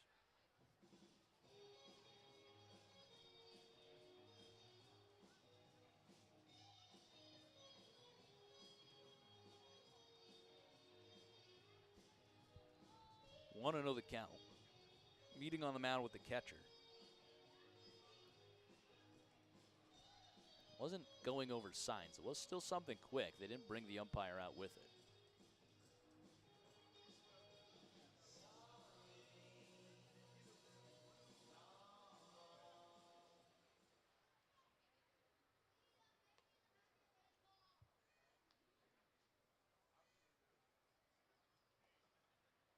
One-0 to Rushford. Fastball in there for a strike at 90 miles per hour.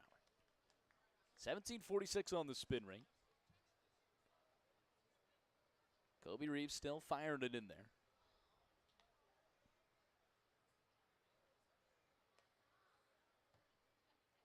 The 1-1 misses out. Reeves hails from Ingleside, Texas. 6'2", 225 on the mound.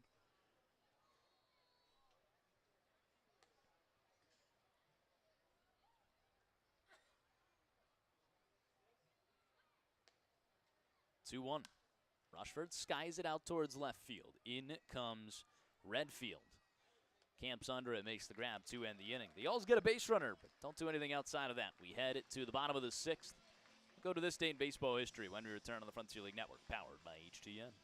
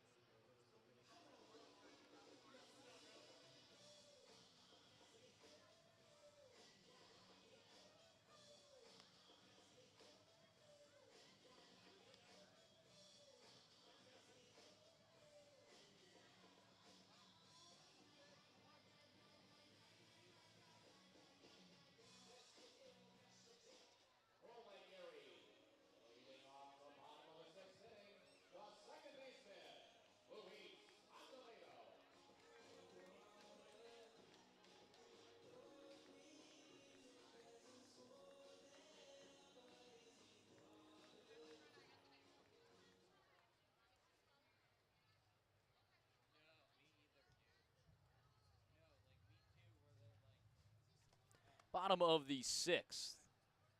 C.J. Blowers out for another inning of work. Luis Acevedo is the batter.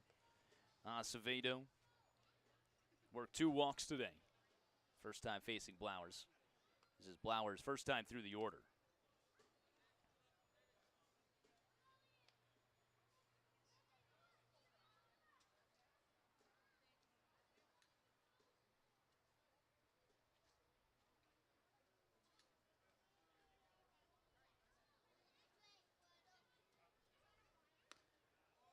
That one misses inside, 2-0.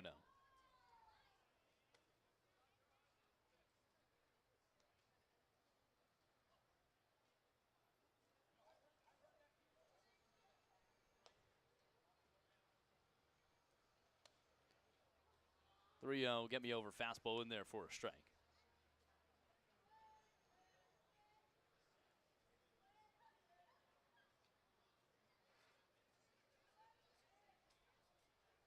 Three-one, fouls it away.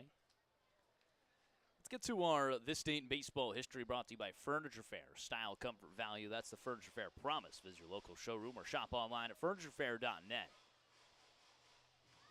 Full count, nobody out, nobody on. Flowers here in the bottom of the 6th, Florence with a 3-2 lead. Finally some action in the Lake Erie bullpen. Here's the payoff, fouls it away, we'll do it again. August 19th, This Date in Baseball history, just looking back on all the fun things that happened in this day. This one, to start off, seems incredible. August 19th, 1903, the Phillies were rained out for the 10th consecutive day, a Major League record. What was going on with the weather in 1903? 10 consecutive rainouts is wild. Here's the payoff, misses downstairs. Leadoff runner aboard, and Acevedo his 3rd walk of the day.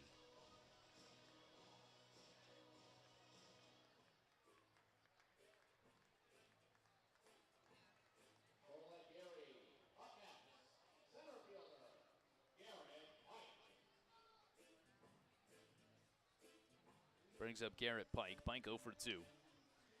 Florence, no action to the pen. A couple people standing. Lefty warming up for Lake Erie.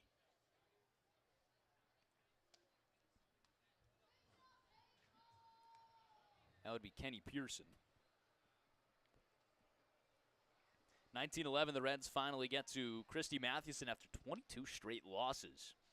Beating him for the first time since May 1908. Matty, after saving the 5-4 opener, starts the nightcap, goes 5 innings and loses 7-4. That one's punched out towards center field. In comes Brannon. He makes a grab in the gap.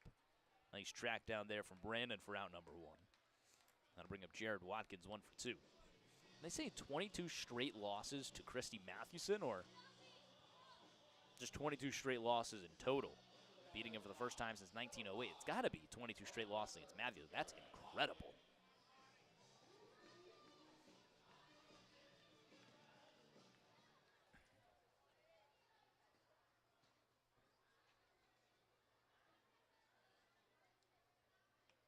First pitch, fouls it away. Let's go to 1917. Coaching third in a 1-1 game against Washington. Detroit's Ty Cobb gives Tiger base runner George Burns a shove when Burns stops at third on a long hit. Burns keeps going, scores the winning run for the Tigers. Clark Griffith. Now it's punched foul. Right near me. Close, but again, no cigar. Did not have the distance to get up here. So he touched his own runner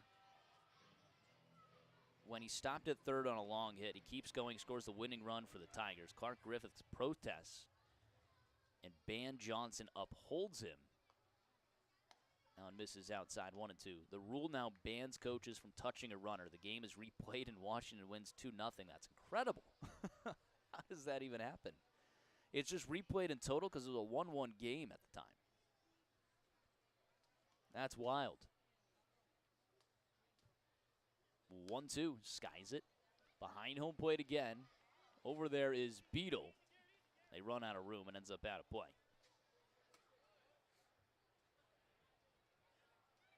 And then 4 years later, Ty Cobb gets hit number 3,000. How is that? So he was already a manager and then still playing. the youngest player to get 3,000 hits at that time at the age of 34.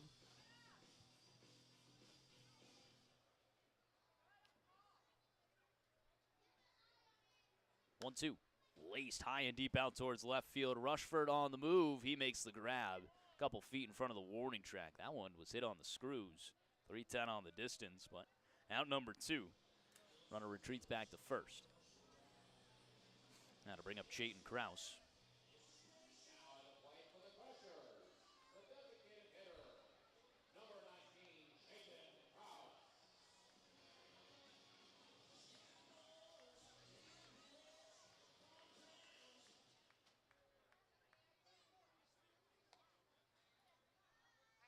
Ground ball over towards the shortstop. Dylan Baker will toss it the easy way to second to end the inning.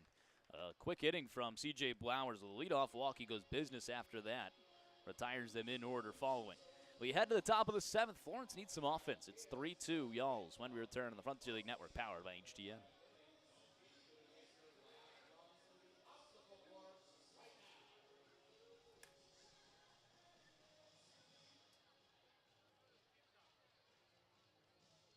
It's time for our Ohio Lottery $1 million question. I've got Josh with me today. And Josh, today is National Aviation Day. So we have some aviation-related trivia for you. Are you ready? All right, let's check out the video board. Let's see what we got tonight. Which airport was the first in the United States to have an air traffic control tower in 1929? Was it Denver, LAX, or Cleveland Hopkins? He says LAX. Would you like to phone a friend? Yes. All right, we're going to phone a friend. Bob, help him out. Bob says Cleveland. It's Cleveland. So you get the prize from the Ohio Lottery. It's not $1 million because you had to phone a friend, but you still get a prize. So let's hear it for Josh, everybody.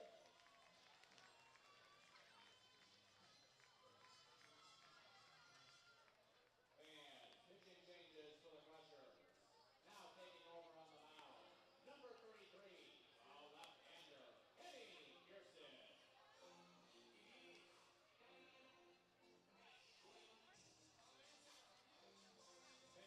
over the weekend, Crushers lefty Eddie Kirsten reached a milestone worth celebrating by completing 300 professional innings pitched, a mark few achieve in professional baseball. Kirsten is also now 4th all-time in Crushers history in career appearances. The Crushers organization is proud to recognize Kirsten for his fantastic professional accomplishments. And give a warm congratulations to Sheffield Lake Gold, the hometown kid, Eddie Kirsten.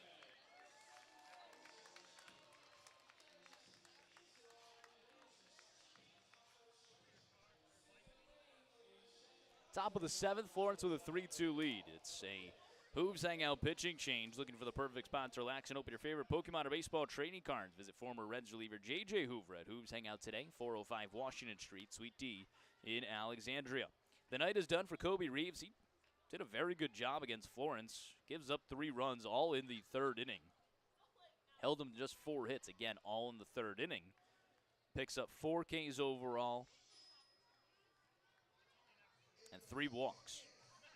We'll hand it over to Kenny Pearson, who's got a 1-1 count on Dylan Baker. Baker beat O'Brien, 8-9 top. No one misses outside.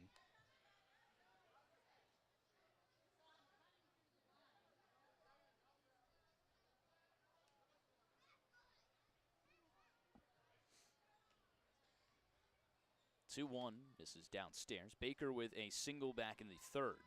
He was the first run to score for Florence. He's 1 for 2 today, grounded out to 3rd his last time up. Still talk a little bit of this date in baseball history. This is a fun one in 1941. Oh, and misses downstairs. Fine pitch walk to Dylan Baker. Leadoff runner aboard for Florence for the first time in some time. However, since Baker, again, did it in the 3rd. Umpire Jocko Conlon ejects Pittsburgh Pirates manager Frankie Frisch from the 2nd game of a doubleheader when he appears on the field with an umbrella to protest the playing conditions at Brooklyn's Ebbets Field. The rainy argument is later portrayed in a famous oil painting by artist Norman Rockwell. How about that? ejects him when he's using an umbrella. It made it seem like the umbrella was the reason for the ejection. Now it misses inside to Beetle. Pearson trying to find the zone. Talented lefty, a longtime Frontier League member for Lake Erie. Southpaw doesn't throw overly hard. A lot of off speeds, but has made a career off of it. The 1-0 misses inside at 80 miles per hour. Beetle 0 for 2 with 2 Ks today, and 2-0 count to him. 1965, the Reds, Jim Maloney, second no-hit effort of 1965 as another 0-0 duel through 9 innings until Reds shortstop Leo Cardenas homers off the left field foul pole in the 10th at Wrigley Field. Jim Maloney's sets a no-hit record by allowing 10 walks. Also fans 12 with a 1-0 win. Oh my.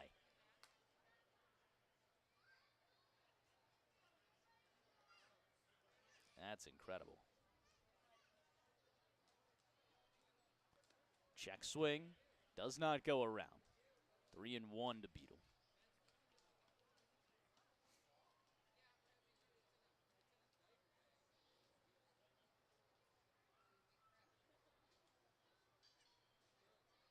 Our last one will be 1945. Second game of a doubleheader against the Reds. 3-1 to Beetle in there for a strike 3-2. 37-year-old slugger Jimmy Fox pitches the first 7 innings for Philadelphia. Leaves with a 4-1 lead, and Andy Carl saves Fox only Major League decision. His ERA in 10 Major League appearances is 1.52. Jimmy Fox, what a slept-on player in Major League Baseball history. Payoff, ground ball down the third base line. That's a fair ball and going all the way to the corner. On the way to third is Baker. He's going to get a wave around and a late stop sign from Harrison DeNicola, the third base coach. It's a double for Zach Beetle. Florence in business, runners second and third and nobody out. Nice piece of hitting there from Beetle on a full count. Just finds the foul line. Trickles it all the way into the corner. And Baker had a wave at one point, and then that put on the brakes.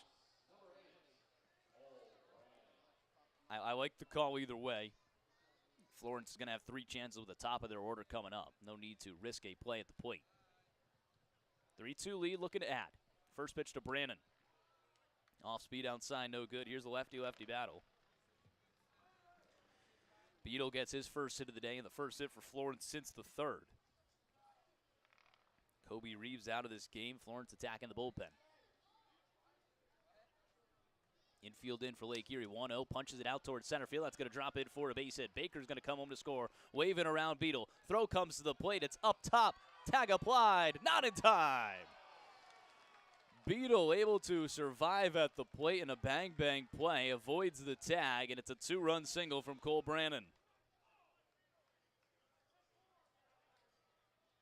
2 hits in the inning, nobody out, and a runner on first. Take another look at HTN. Just a great piece of hitting there from Brannon.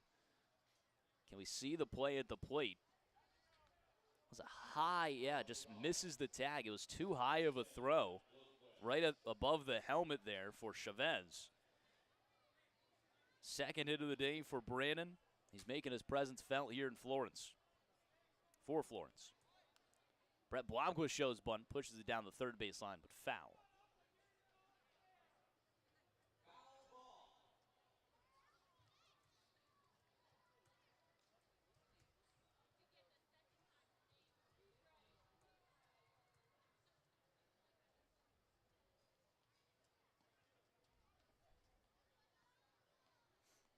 Florence up 5-2 here.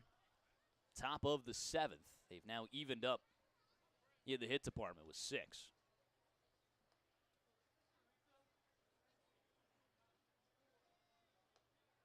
The 0-1 swinging and a miss, 0-2.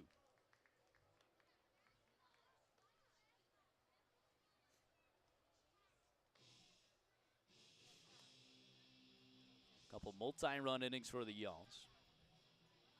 No action in their bullpen. They'll send Blowers out for another inning of work.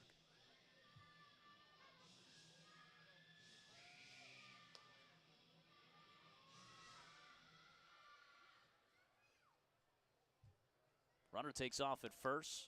Foul tip, stays alive. Brandon will have to retreat, though he did have a very good jump.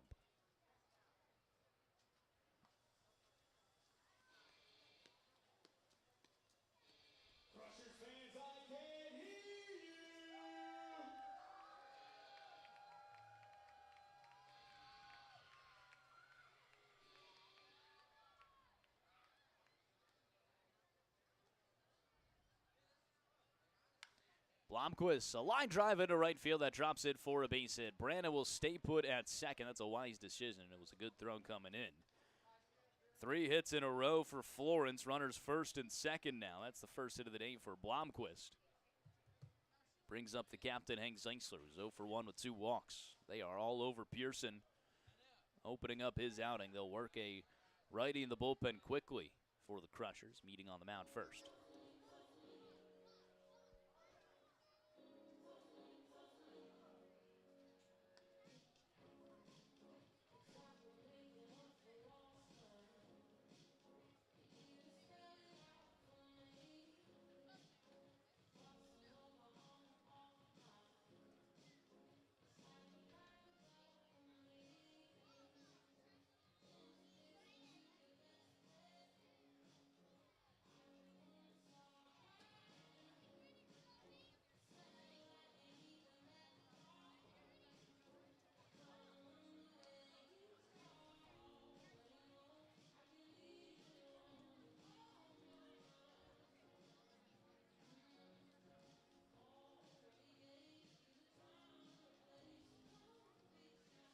For the Gulls, now at the dish, the first baseman, Hank Zeisler.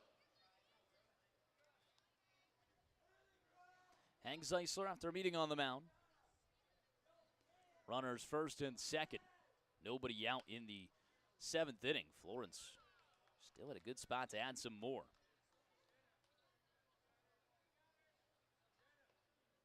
Cole Brandon, a big 2-run single, extended their lead to 5-2. He's out on second. Blomquist on first.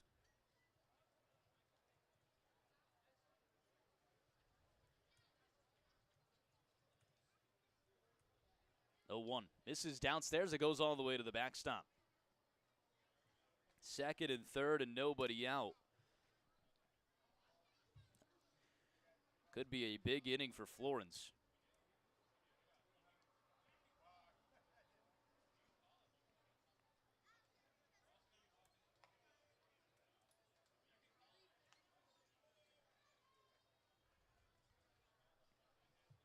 Hank Zeisler trying to break this game open. I think it really puts you in a spot here to where you could change up how you're thinking about using the bullpen the rest of this one. Single scores 2.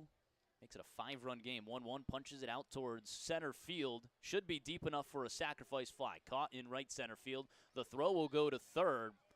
Not in time to put away Blomquist. A sacrifice fly scores Brandon. It is 6-2 Florence.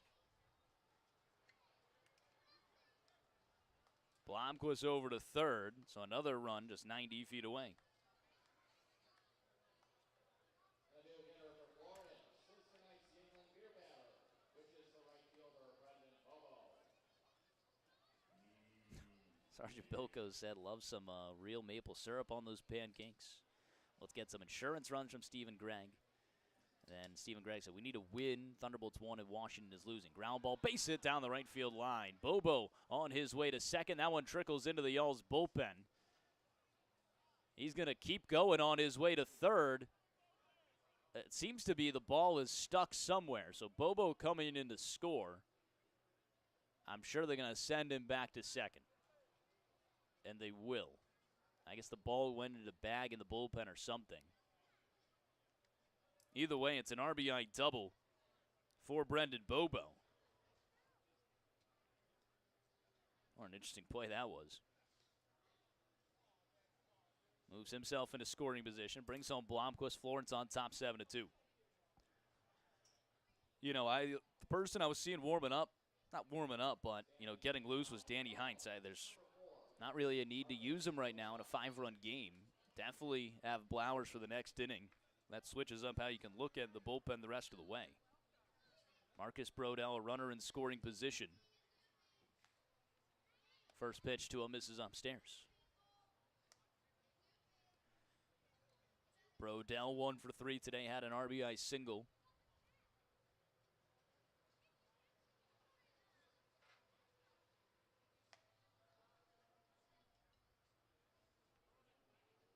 The 1-0 misses out.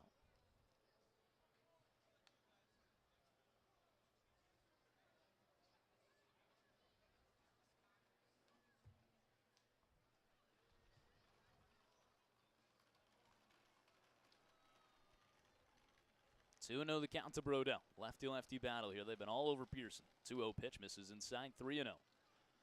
Righty warming up.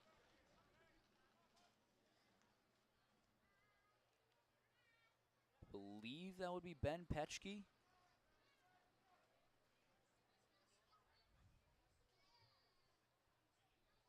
The pitch to Brodell. In there for a strike.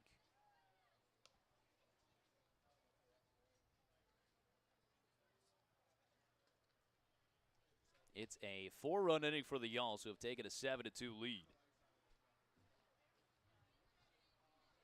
Trying to keep it going. 3-1. Misses bottom of the zone. A walk. The 1 out in the inning has brought home a run. Pearson has faced 7 without doing much for his team. Florence has picked up 4 hits, 2 walks, and a sacrifice fly. And that'll do it for the veteran lefty. Runners first and second, 1 away. It'll be Garrett Broussard stepping up to the plate with a new pitcher coming to the game when we return to the Frontier League Network, powered by HTF.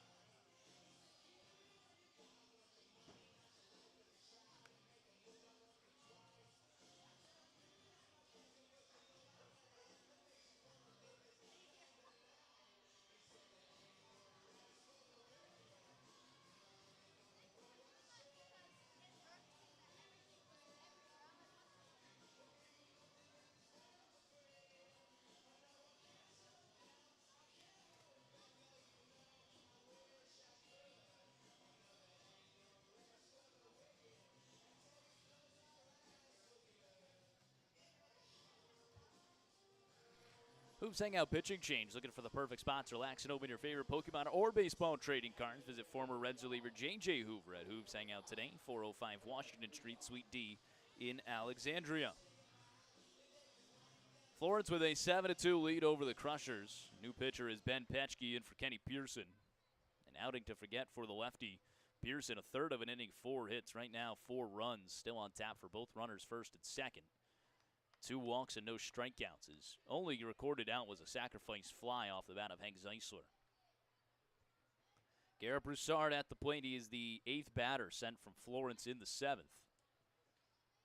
They've come alive with another multi-run inning. 3 in the 3rd, 4 in the 7th. Ground ball off of the glove of Pxp. On over to second. Nobody can get there. That'll be an infield single for Garrett Broussard, or it should be ruled that way. Yep, infield single. Loads the bases. Not really a hard hit either. Pxp just didn't seem like he had a good grasp on it. It moved away from Acevedo at second, and everybody is safe. Milo Rushford, bases juiced, and 1 away. Again, you think this is another spot for Florence, really changed the trajectory of this ball game. It was just a 1-run game entering this inning. First pitch, laced down the first baseline. That's a fair ball. Bobo comes in to score, waving around Brodell. Broussard gets a stop sign. It's a 2-run double for Milo Rushford, as this one again gets caught up in that fence over there. And Lake Erie is helped out. Florence on top 9-2. Just finding the line is Milo Rushford. That could have been a bases clearing, probably triple. Instead, it ends up a 2-run double. You'll take it either way. Just saying, it could have been some more runs. It's the second ball this inning that has found that bullpen.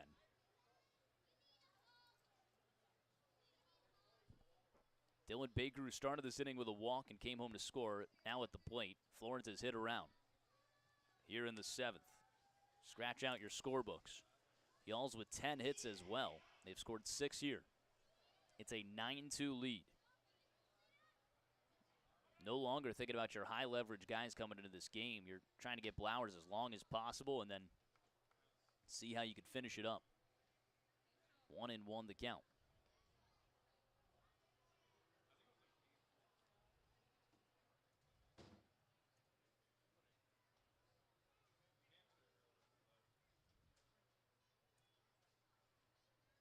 Ground ball, high chopper, first base side. It's over and through for a base hit. Broussard comes home to score. Rushford, a stop sign at third. Throw into second is in time.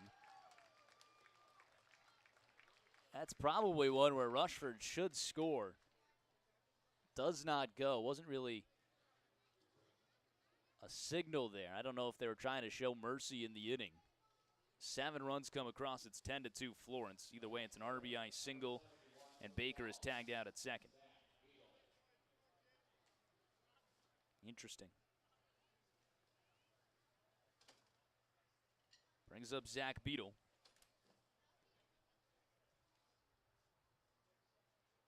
First pitch, bottom of the zone in there for a strike. That will end the line for Pearson. 6 runs come across against him in the third of an inning. 2-outs runner just 90 feet away. 0-1-2 Beadle, who doubled earlier this inning. Misses inside, 1-1 the count.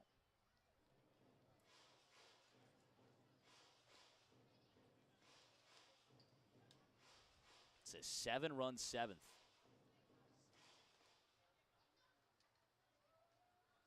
That one misses upstairs.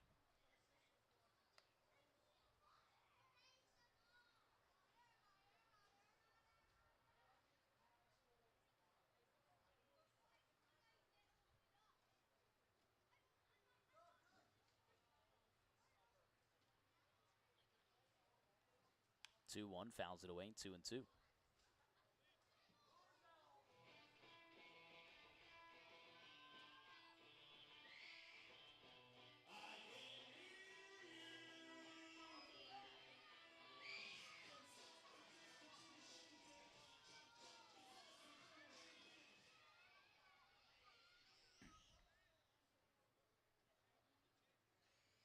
Two. Hard hit into center field. In comes Pike, and he dives to make the grab and end the inning.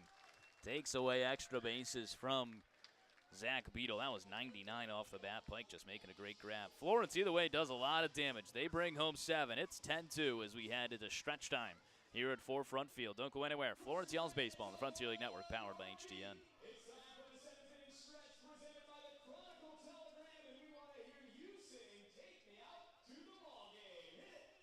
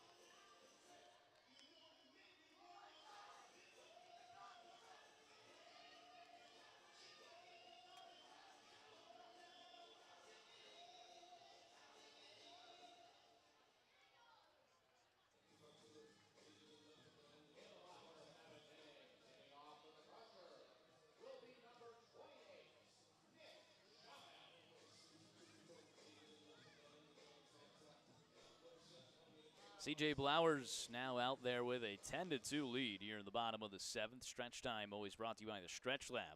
Their team of highly trained flexologists will give you a deeper stretch than you can ever achieve on your own. Visit stretchlab.com to find a location near you today. Blowers' first pitch misses upstairs. I did see Blowers in that long inning head back out to the bullpen trying to stay warm. Threw a couple of pitches.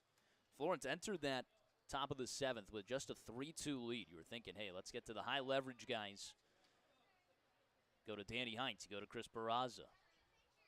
Now it's, hey, let's see how long we can get Blowers out here with a 8-run lead. Blowers already worked his magic through 3 innings. Scoreless baseball. Allowing just a couple of hits and 1 walk. Picking up 2 strikeouts.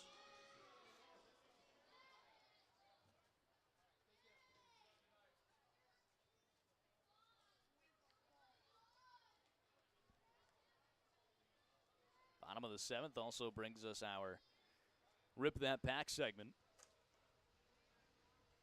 Back to the 2026 Donruss. Talking about some of the fun players we pull. 1-0, swing and a miss. Didn't pull anything yesterday. A couple of good inserts, so still have a memorabilia patch on tap, as well as usually a numbered card in these. All the Donruss packs that we've got have had a numbered card in them. The 1-1.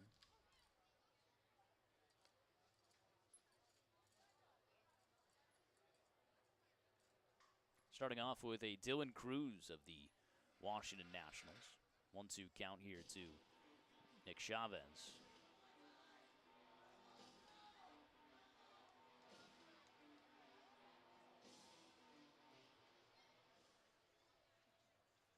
Dylan Cruz, former #1 overall pick out of LSU. 1-2, laced into right field. It's going to drop in for a leadoff single for Chavez. His second hit of the day. Back up to the top of the order for Joe Redfield.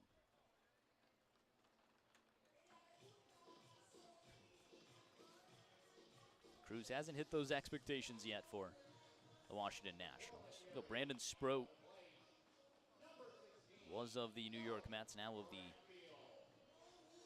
Milwaukee Brewers. And that trained for Freddie Peralta in the offseason.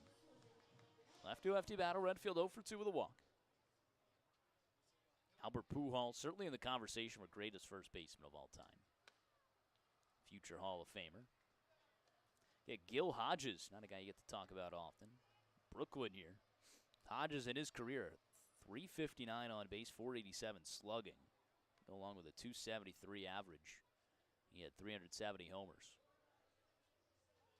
1-0, top of the zone in there for a strike. Our first insert card here, we got Tony Lazzeri of New York, second baseman. 292 slugging, the 178 homers. That's a red and blue refractor.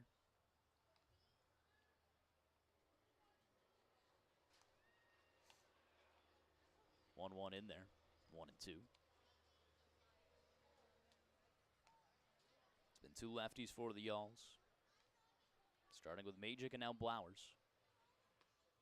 Florence will warm up what looks to be Jet Lotus.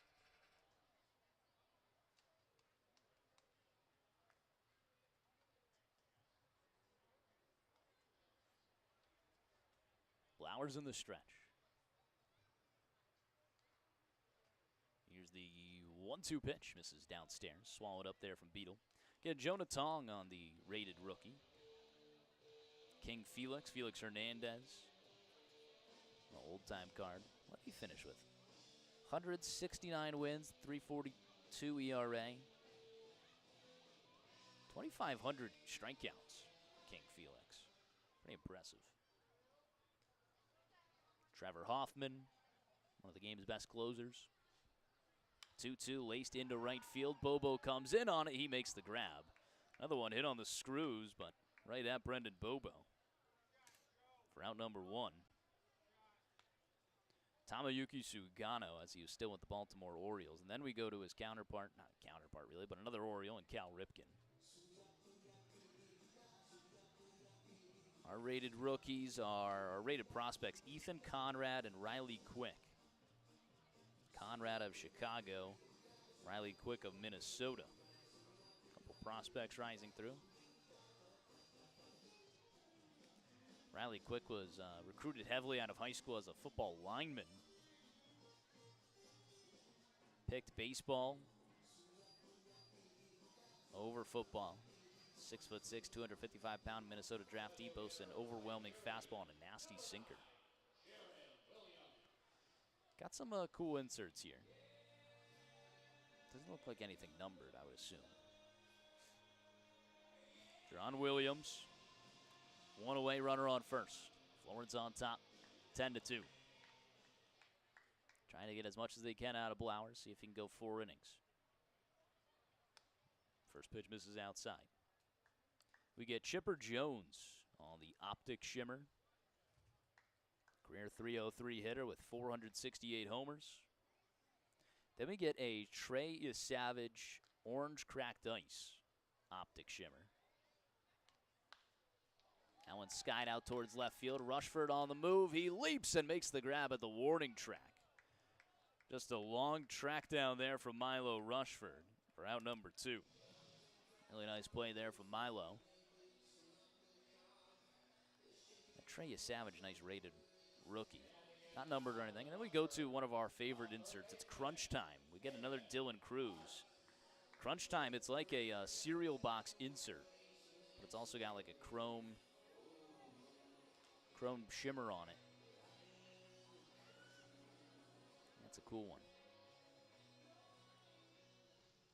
A couple good packs. Base hit through the right side of the infield on the first pitch. Pavin Park sees. He gets his first hit of the day. Was 0 for 3 with 3 Ks before that. Runners first and second with 2 away. That will bring up Braden Jobert. Jobert is 2 for 3. Was 2 for 2 against Magic.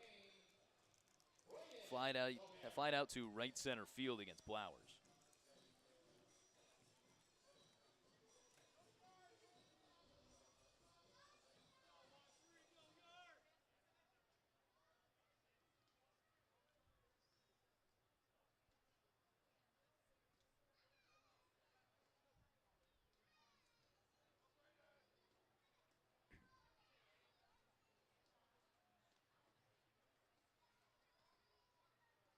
First pitch, skies it out towards center field. Brandon on the run in the gap. He tracks it down. Really nice outfield plays from Florence. Able to end the inning with runners first and second. Blowers has gone 4 scoreless. We head to the top of the 8th. It's 10-2 Y'alls when we return on the Frontier League Network, powered by HDN.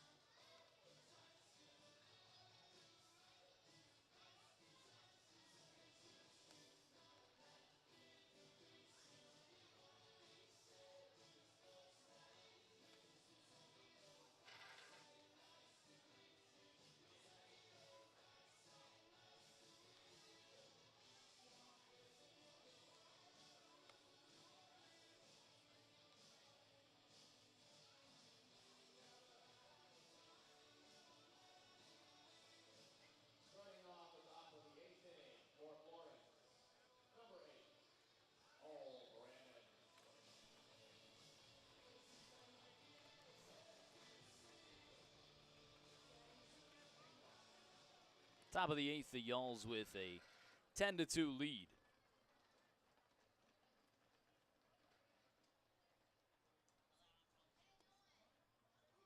Cole Brandon will lead things off. First pitch misses downstairs.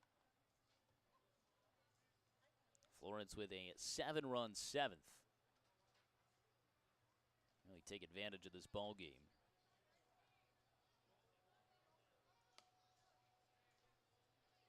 2-0 the count. Still Pxp on the mound for the Crushers.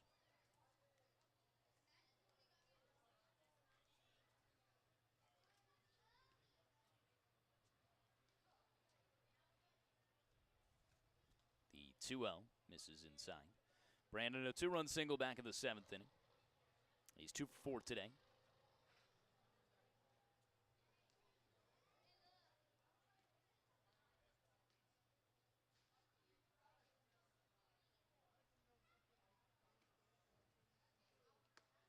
That one's in there for a strike. Stephen Gregg hoping for a sweep tomorrow. Trying to finish this one off first. But yeah, Stephen, you can bring out that broom hopefully for tomorrow. Try and work that into existence. That one's in there for a strike. A full count to Brandon.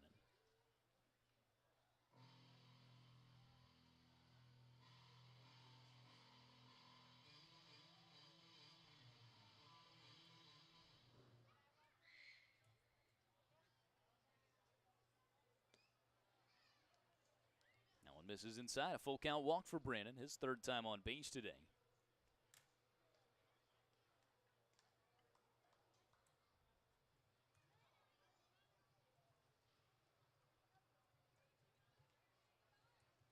Digging in now for Florence. Number 12, Brett Blomquist.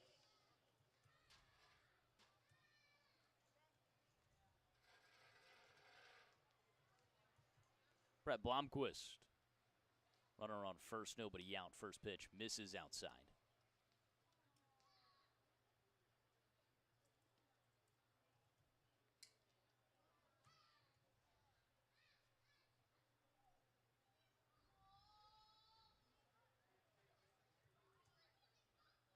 The 1-0.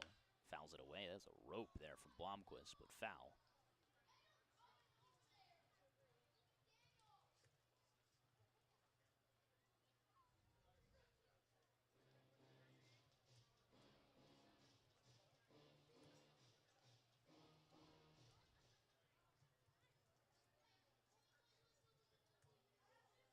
Swing and a miss.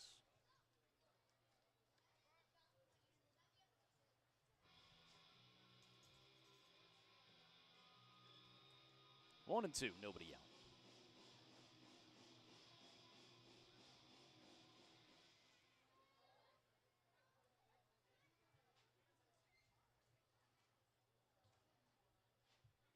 Top of the zone, no good.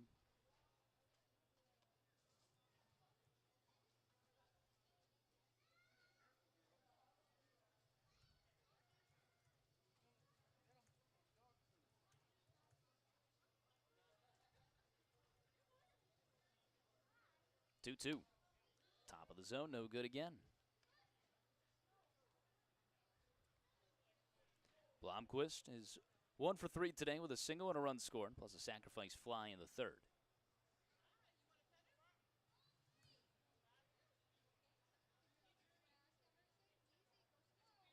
The payoff misses downstairs. Back-to-back walks to open up the 8th inning.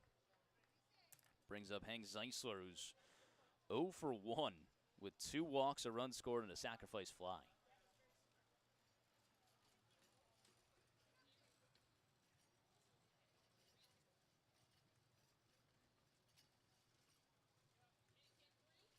In the batter's box.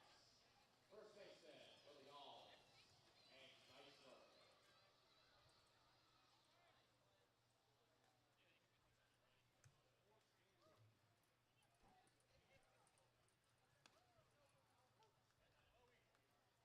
First pitch in there for a strike.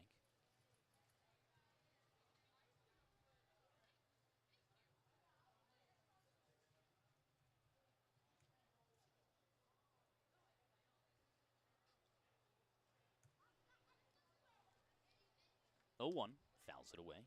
0-2.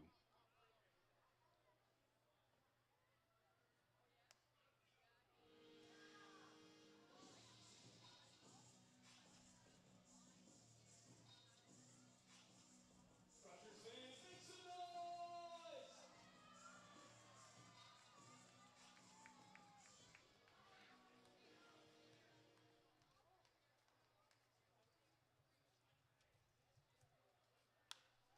That one skied out towards left field. On the move is Redfield. He reaches back and makes the grab. Another one hit on the screws. This is a lot of hard-hit fly balls for both teams.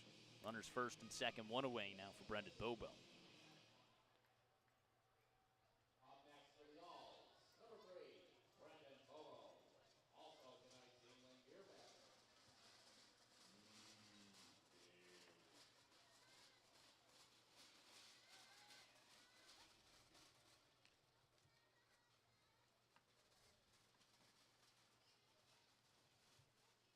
First pitch in there, or misses, but it's off the glove of the catcher Chavez and does not move far, but both runners do capitalize. That was also a pretty good pitch. Top of the zone.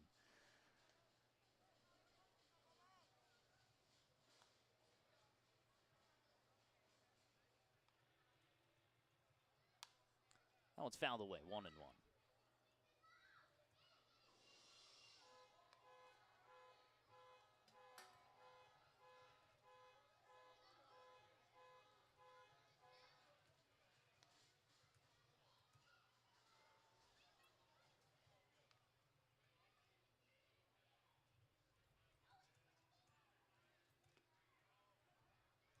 Oh, misses downstairs, 2-1.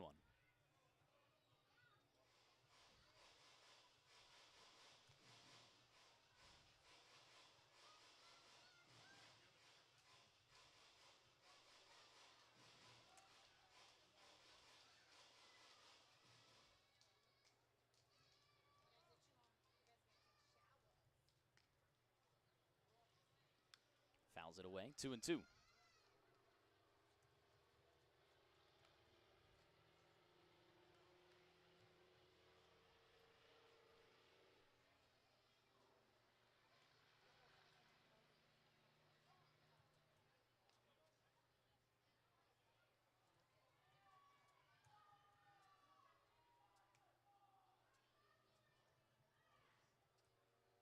That one's fouled away. Count stays 2-2.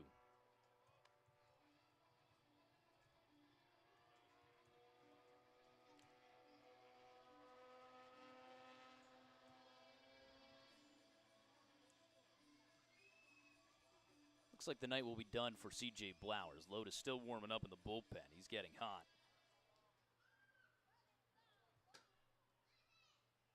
2-2. Grounder foul. Do it again.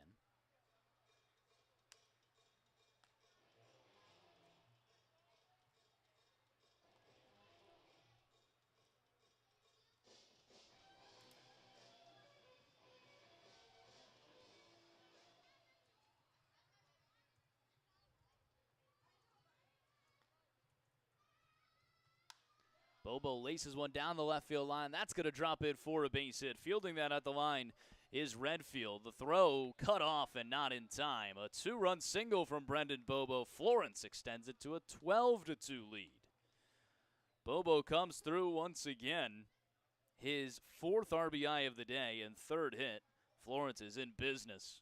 12 hits on the day and a 10-run lead. Wow. This game, within an inning, has turned on a dime for the Alls. Just a couple big hits. Gets the job done.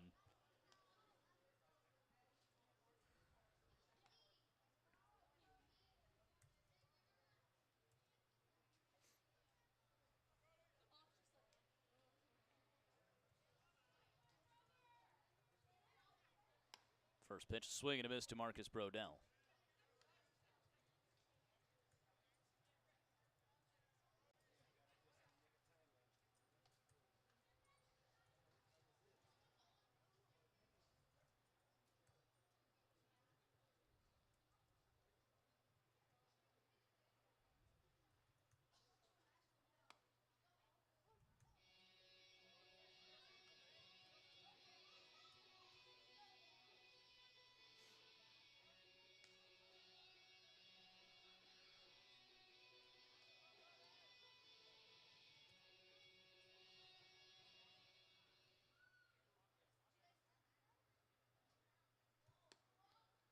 One misses outside, 2-1.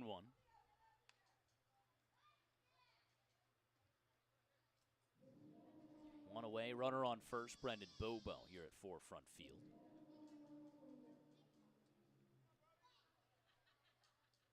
Y'all's leading in the hit column with 4. 2-1. Upstairs no good, 3-1. Tough to watch here for Lake Erie. Again, they were in this game entering the 7th. It was just 3-2. They ended up pulling Kobe Reeves. Maybe an inning early. Wasn't, up high in the pitch count. 2-2. This is outside a full count. Brodell 1 for 3 today with a run scored and a walk, plus an RBI. Kenny Pearson comes in, can only get 1 out, gives up 4 hits, 6 runs, and 2 walks. Pxp still on the mound, didn't fare much better. Swing and a miss, top of the zone. Brodell down on strikes. That's Florence's first K since the 4th. It's a good sign.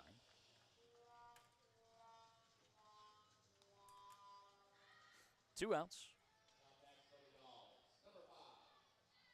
Runner on first, Brendan Bobo. Garrett Broussard at the point.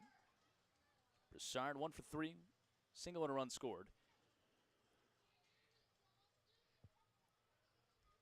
The 7th. First pitch in there for a strike. Broussard also has a walk.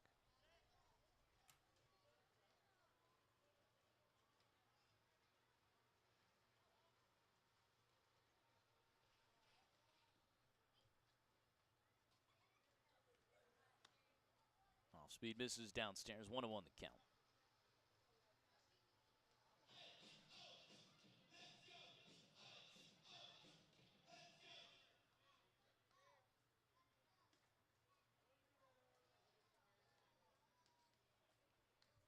One, swing and a miss, 1-2.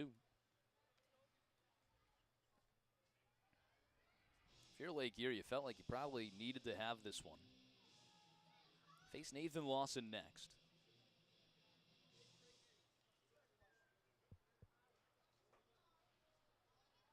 One, two, misses. Oh, whoa, called strike 3 on the inside corner. Front door slider sits down Garrett Broussard. Back-to-back Ks to end the inning. A 2-run single from Brendan Bobo extends the Y'all's lead 12-2.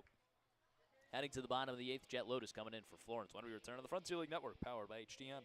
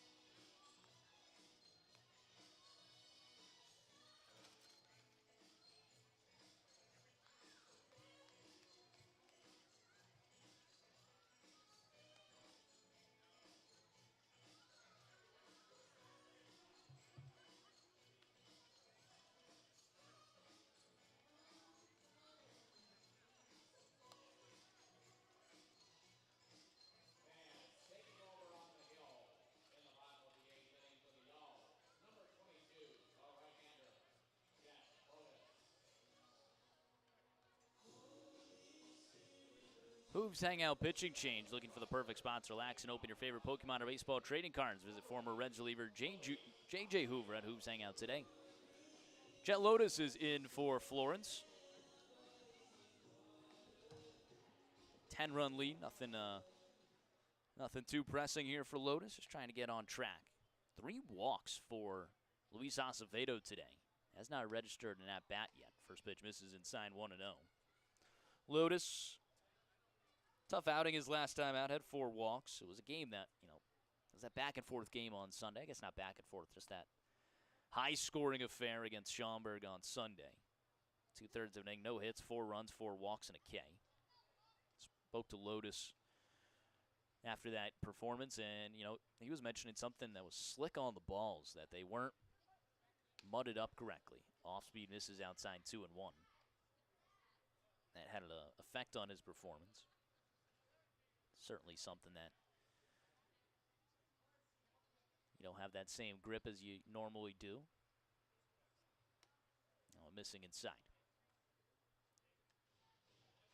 Florence 12-2. C.J. Blowers, tip of the cap, 4 innings pitched, 4 hits, no runs, a walk, and 2 Ks.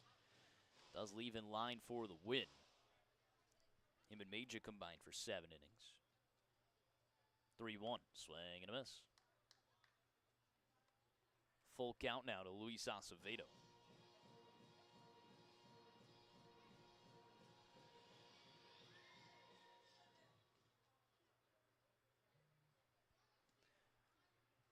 That one misses upstairs. Acevedo, a 4-walk day. Huh.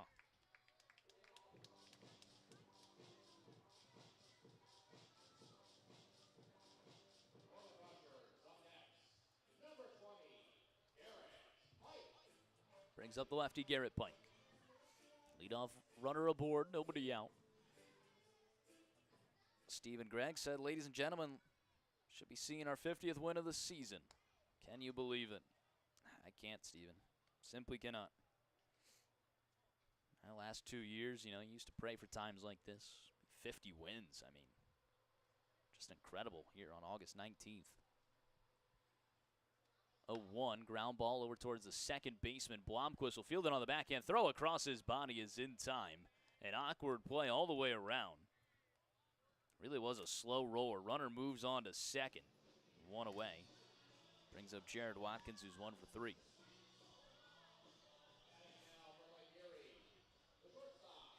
50 wins and no way we'll cut it. Florence still a little bit of work left to do to secure their playoff spot. The way Windy City's been playing, they handling Schaumburg.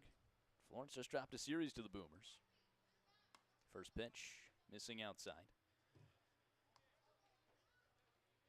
Y'all's got to play Evansville on the weekend. They just took 2 from Washington. He's now on a 4-game losing streak. 1-0, not missing by much. In fact, hitting the zone but not called. Let's get back to our out-of-town scoreboard. Presented by Thornbush, powered by iScore. Get an update on everything. 2-0, top of the zone in there. Bottom of the 6th, a 3-0 lead for Gateway over Joliet. Bottom of the 7th, Quebec, big-time lead over Sussex County, 11-1. They're off of a 7-run 6th. To the bottom of the 7th there. That one's fouled way out towards right field. 2-2 to Watkins. Brockton trailing now. Good comeback from Tri-City, 6-5. It was 5-1 early. Now it's 6-5 Valley Cats in the top of the 8th. 2-2, upstairs no good. Down east with a comeback. A 4-run 6 gives them a 4-2 lead over Trois-Rivières. Bottom of the top of the 7th there. And New Jersey, back-to-back 2-run innings in the 5th and 6th. That one skied out towards left field. Rushford coming in. He makes the grab for out number 2. New Jersey, 4-0 lead over the Boomers, trying to regain sole possession of the Atlantic East Division. It's a 12-2 lead for the Yalls here in the bottom of the 8th. 8-1 Ottawa over Mississippi, top of the 9th there. That game's almost over. And then 2F finish. We already mentioned the 6-0 Windy City win over Schaumburg, but it was Evansville with a 6-3 win over the Wild Things. That one's fouled away. Wild Things were able to put up 3 runs in the 8th and the 9th. Garrett Simpson gets the win. 7-2, 4.2 ERA. Florence wouldn't have to face him this next series coming up.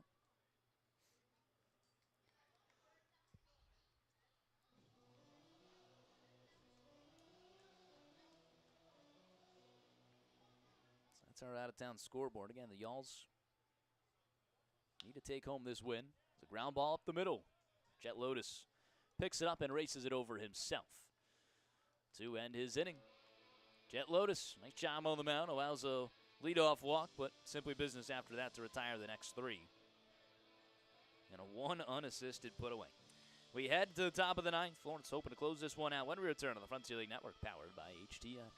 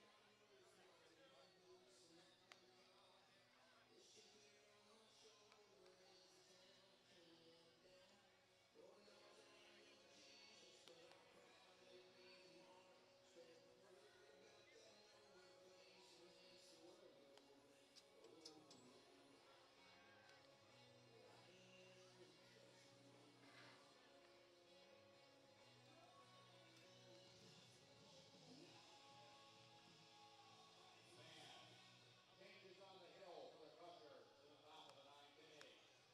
Taking over on the hill, number 23, Pavin Parks.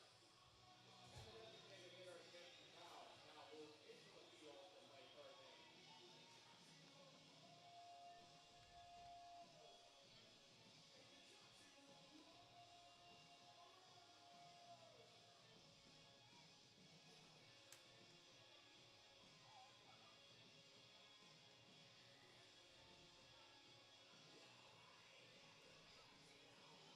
And for the Y'alls, leading off the top of the 9th inning, is the left fielder, Milo Rushmore.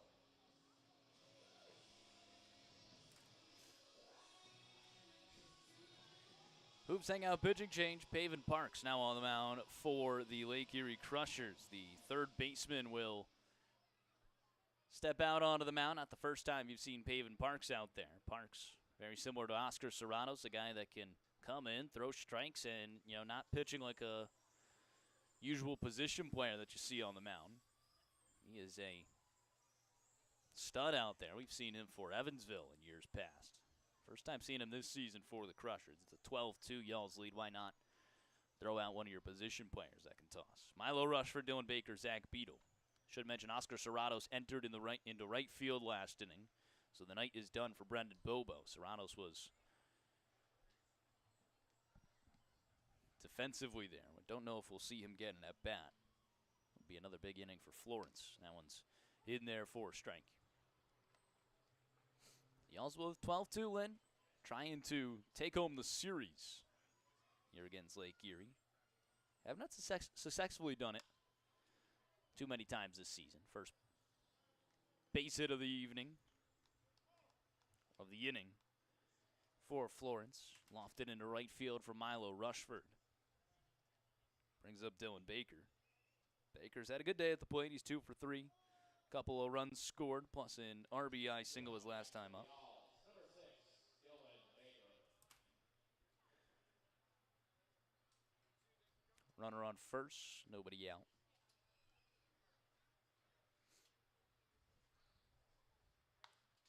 Ground ball, diving stop over at third, a foul ball. That's Chayton Krause taking over at third. So they've lost the designated hitter, bringing in Pavin Parks. Krause, the designated hitter, will move over to third. Doesn't matter. I mean, all these guys hit.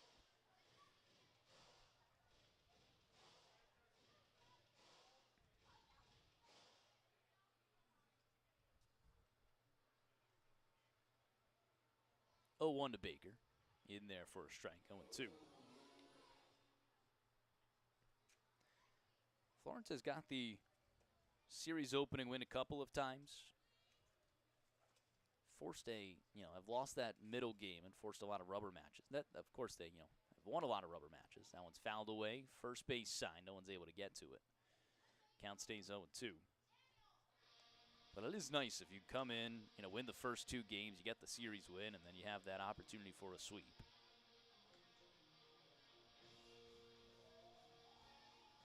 Especially with the way that Lake Erie has played Florence this season.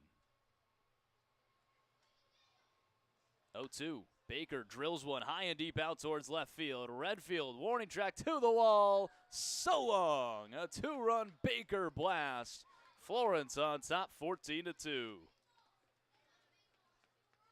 385 on the distance, 97 off the bat. Dylan Baker's 11th of the season. He's had a great day at the plate, his 3rd hit and 3 RBIs.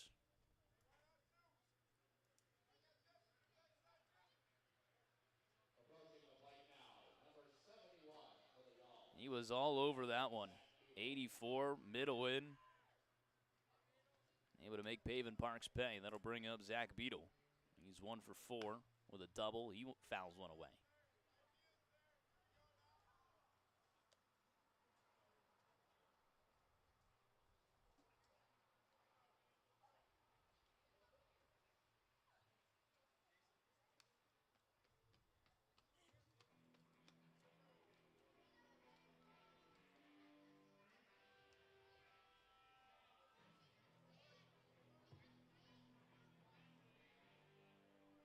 Florence on top 14-2. They keep the runs coming.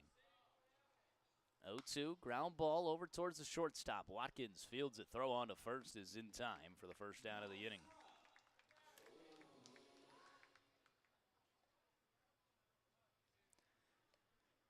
Stephen Gregg says he remembers a 62-win season in Florence. That sounds good to me, too.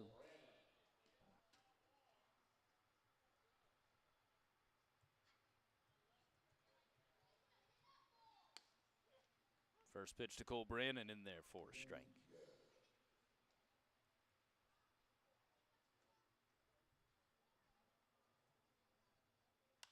Brandon punches one out towards right field. In comes Williams. He slides and makes the grab, taking away a base hit from Cole Brandon. Really nice play there from Williams. Looked interesting. Didn't know if it dropped or not. The new hitter for the Y'alls will be the second baseman. That's Brett Blomquist will dig in. 1 for 3. Sacrifice fly. A single and a walk. He's got 2 runs scored.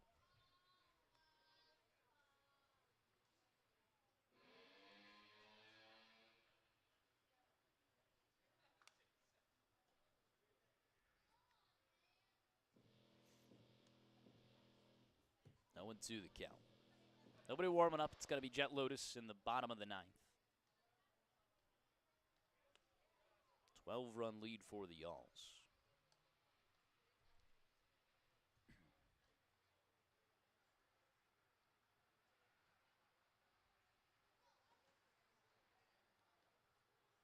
The 1-2 misses outside.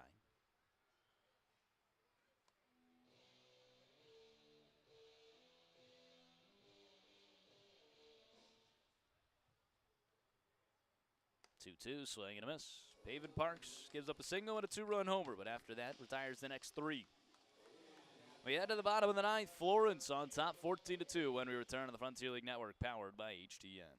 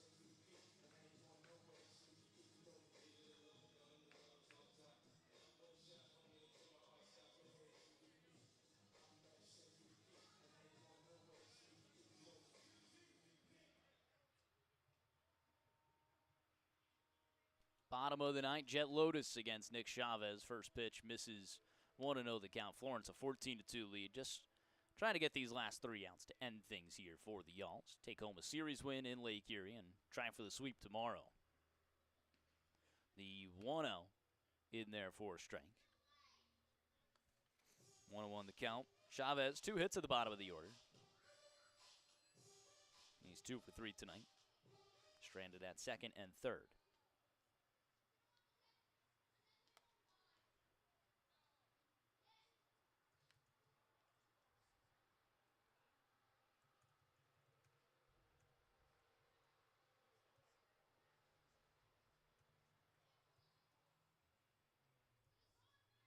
Two one. Ground ball.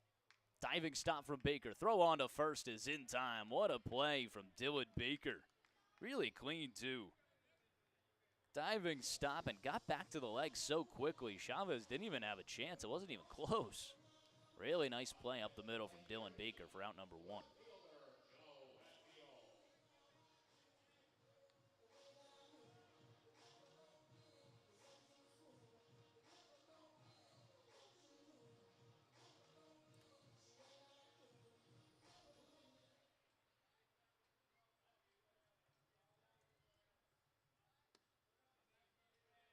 First pitch misses downstairs to Joe Renfield. Florence with 14 hits and 14 runs. Crushers 8 hits, 2 runs. This game really was torn open in the 7th, a 7-run 7th inning for the Yalls. Then they just added to it, picked up 2 more in the 8th and 2 in the 9th. Set this game out of reach for the Crushers.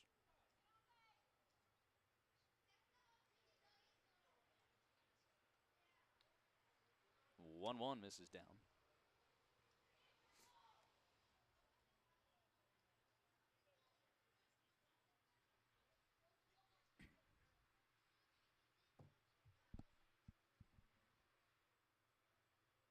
Two one. Upstairs, no good. So this would move the magic number to 12.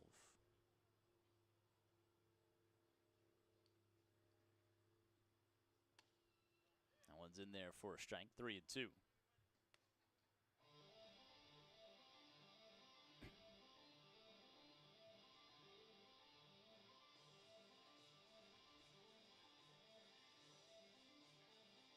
it would move the magic number to 12 here. 50 wins for the Yalls, 41 losses for the Crushers. Sorry, the Windy City Thunderbolts.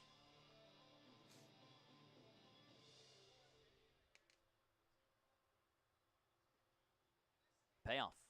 This is inside, a walk here. 1 out runner aboard.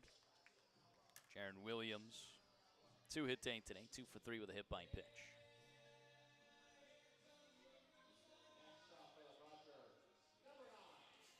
Stephen Gregg says Toby Hall gets my vote for Frontier League Manager of the Year. Yeah, certainly getting mine too.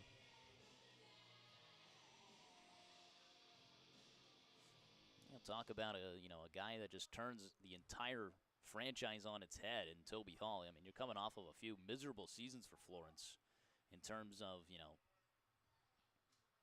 pitching and obviously the record ending up in, lower 40s. Comes in and really changes the clubhouse and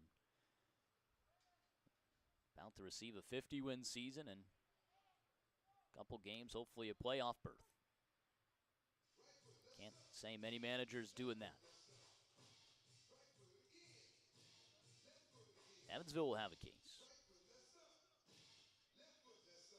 Andy McCauley crafted up something special for Evansville this season, working themselves into a playoff berth.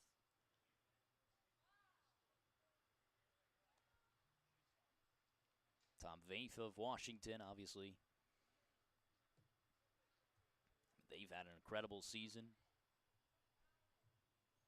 Led by 2 horses on offense, Mercado and Czech. But they've had a phenomenal pitching staff the entire season. Swing and a miss. Foul tip into the glove for out number 2. First K of the day for Lotus.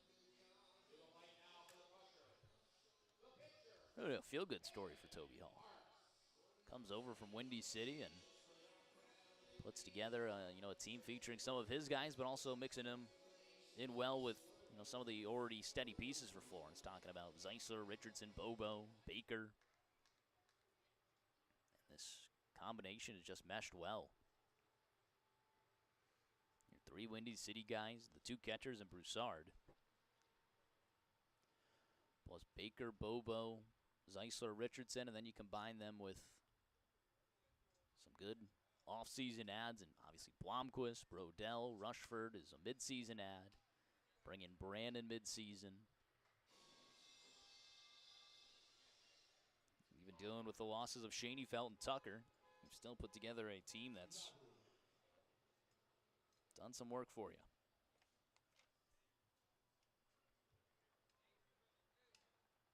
I think the pitching staff's what matters most.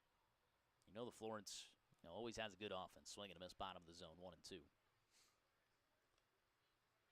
Changing what you can in this pitching staff, and it still hasn't been totally stress-free. It's been some tough outings, but limiting those and getting what we've seen out of this staff has been phenomenal. 1-2, fouls it away. I think the assurance of a stopper like Aiden McAvoy has really helped out this season. Leads the league in saves with 19. Shoring up the back end of the bullpen. If you do get those quality starts, usually you get the offense to back them up.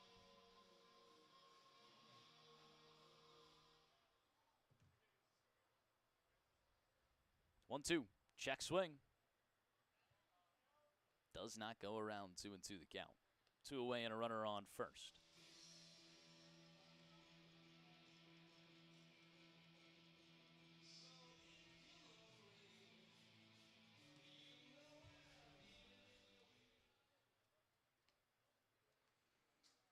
Two pitch, fouls it away.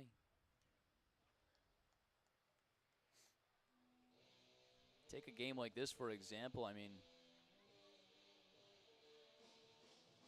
you had your offense give you those 3 runs of support.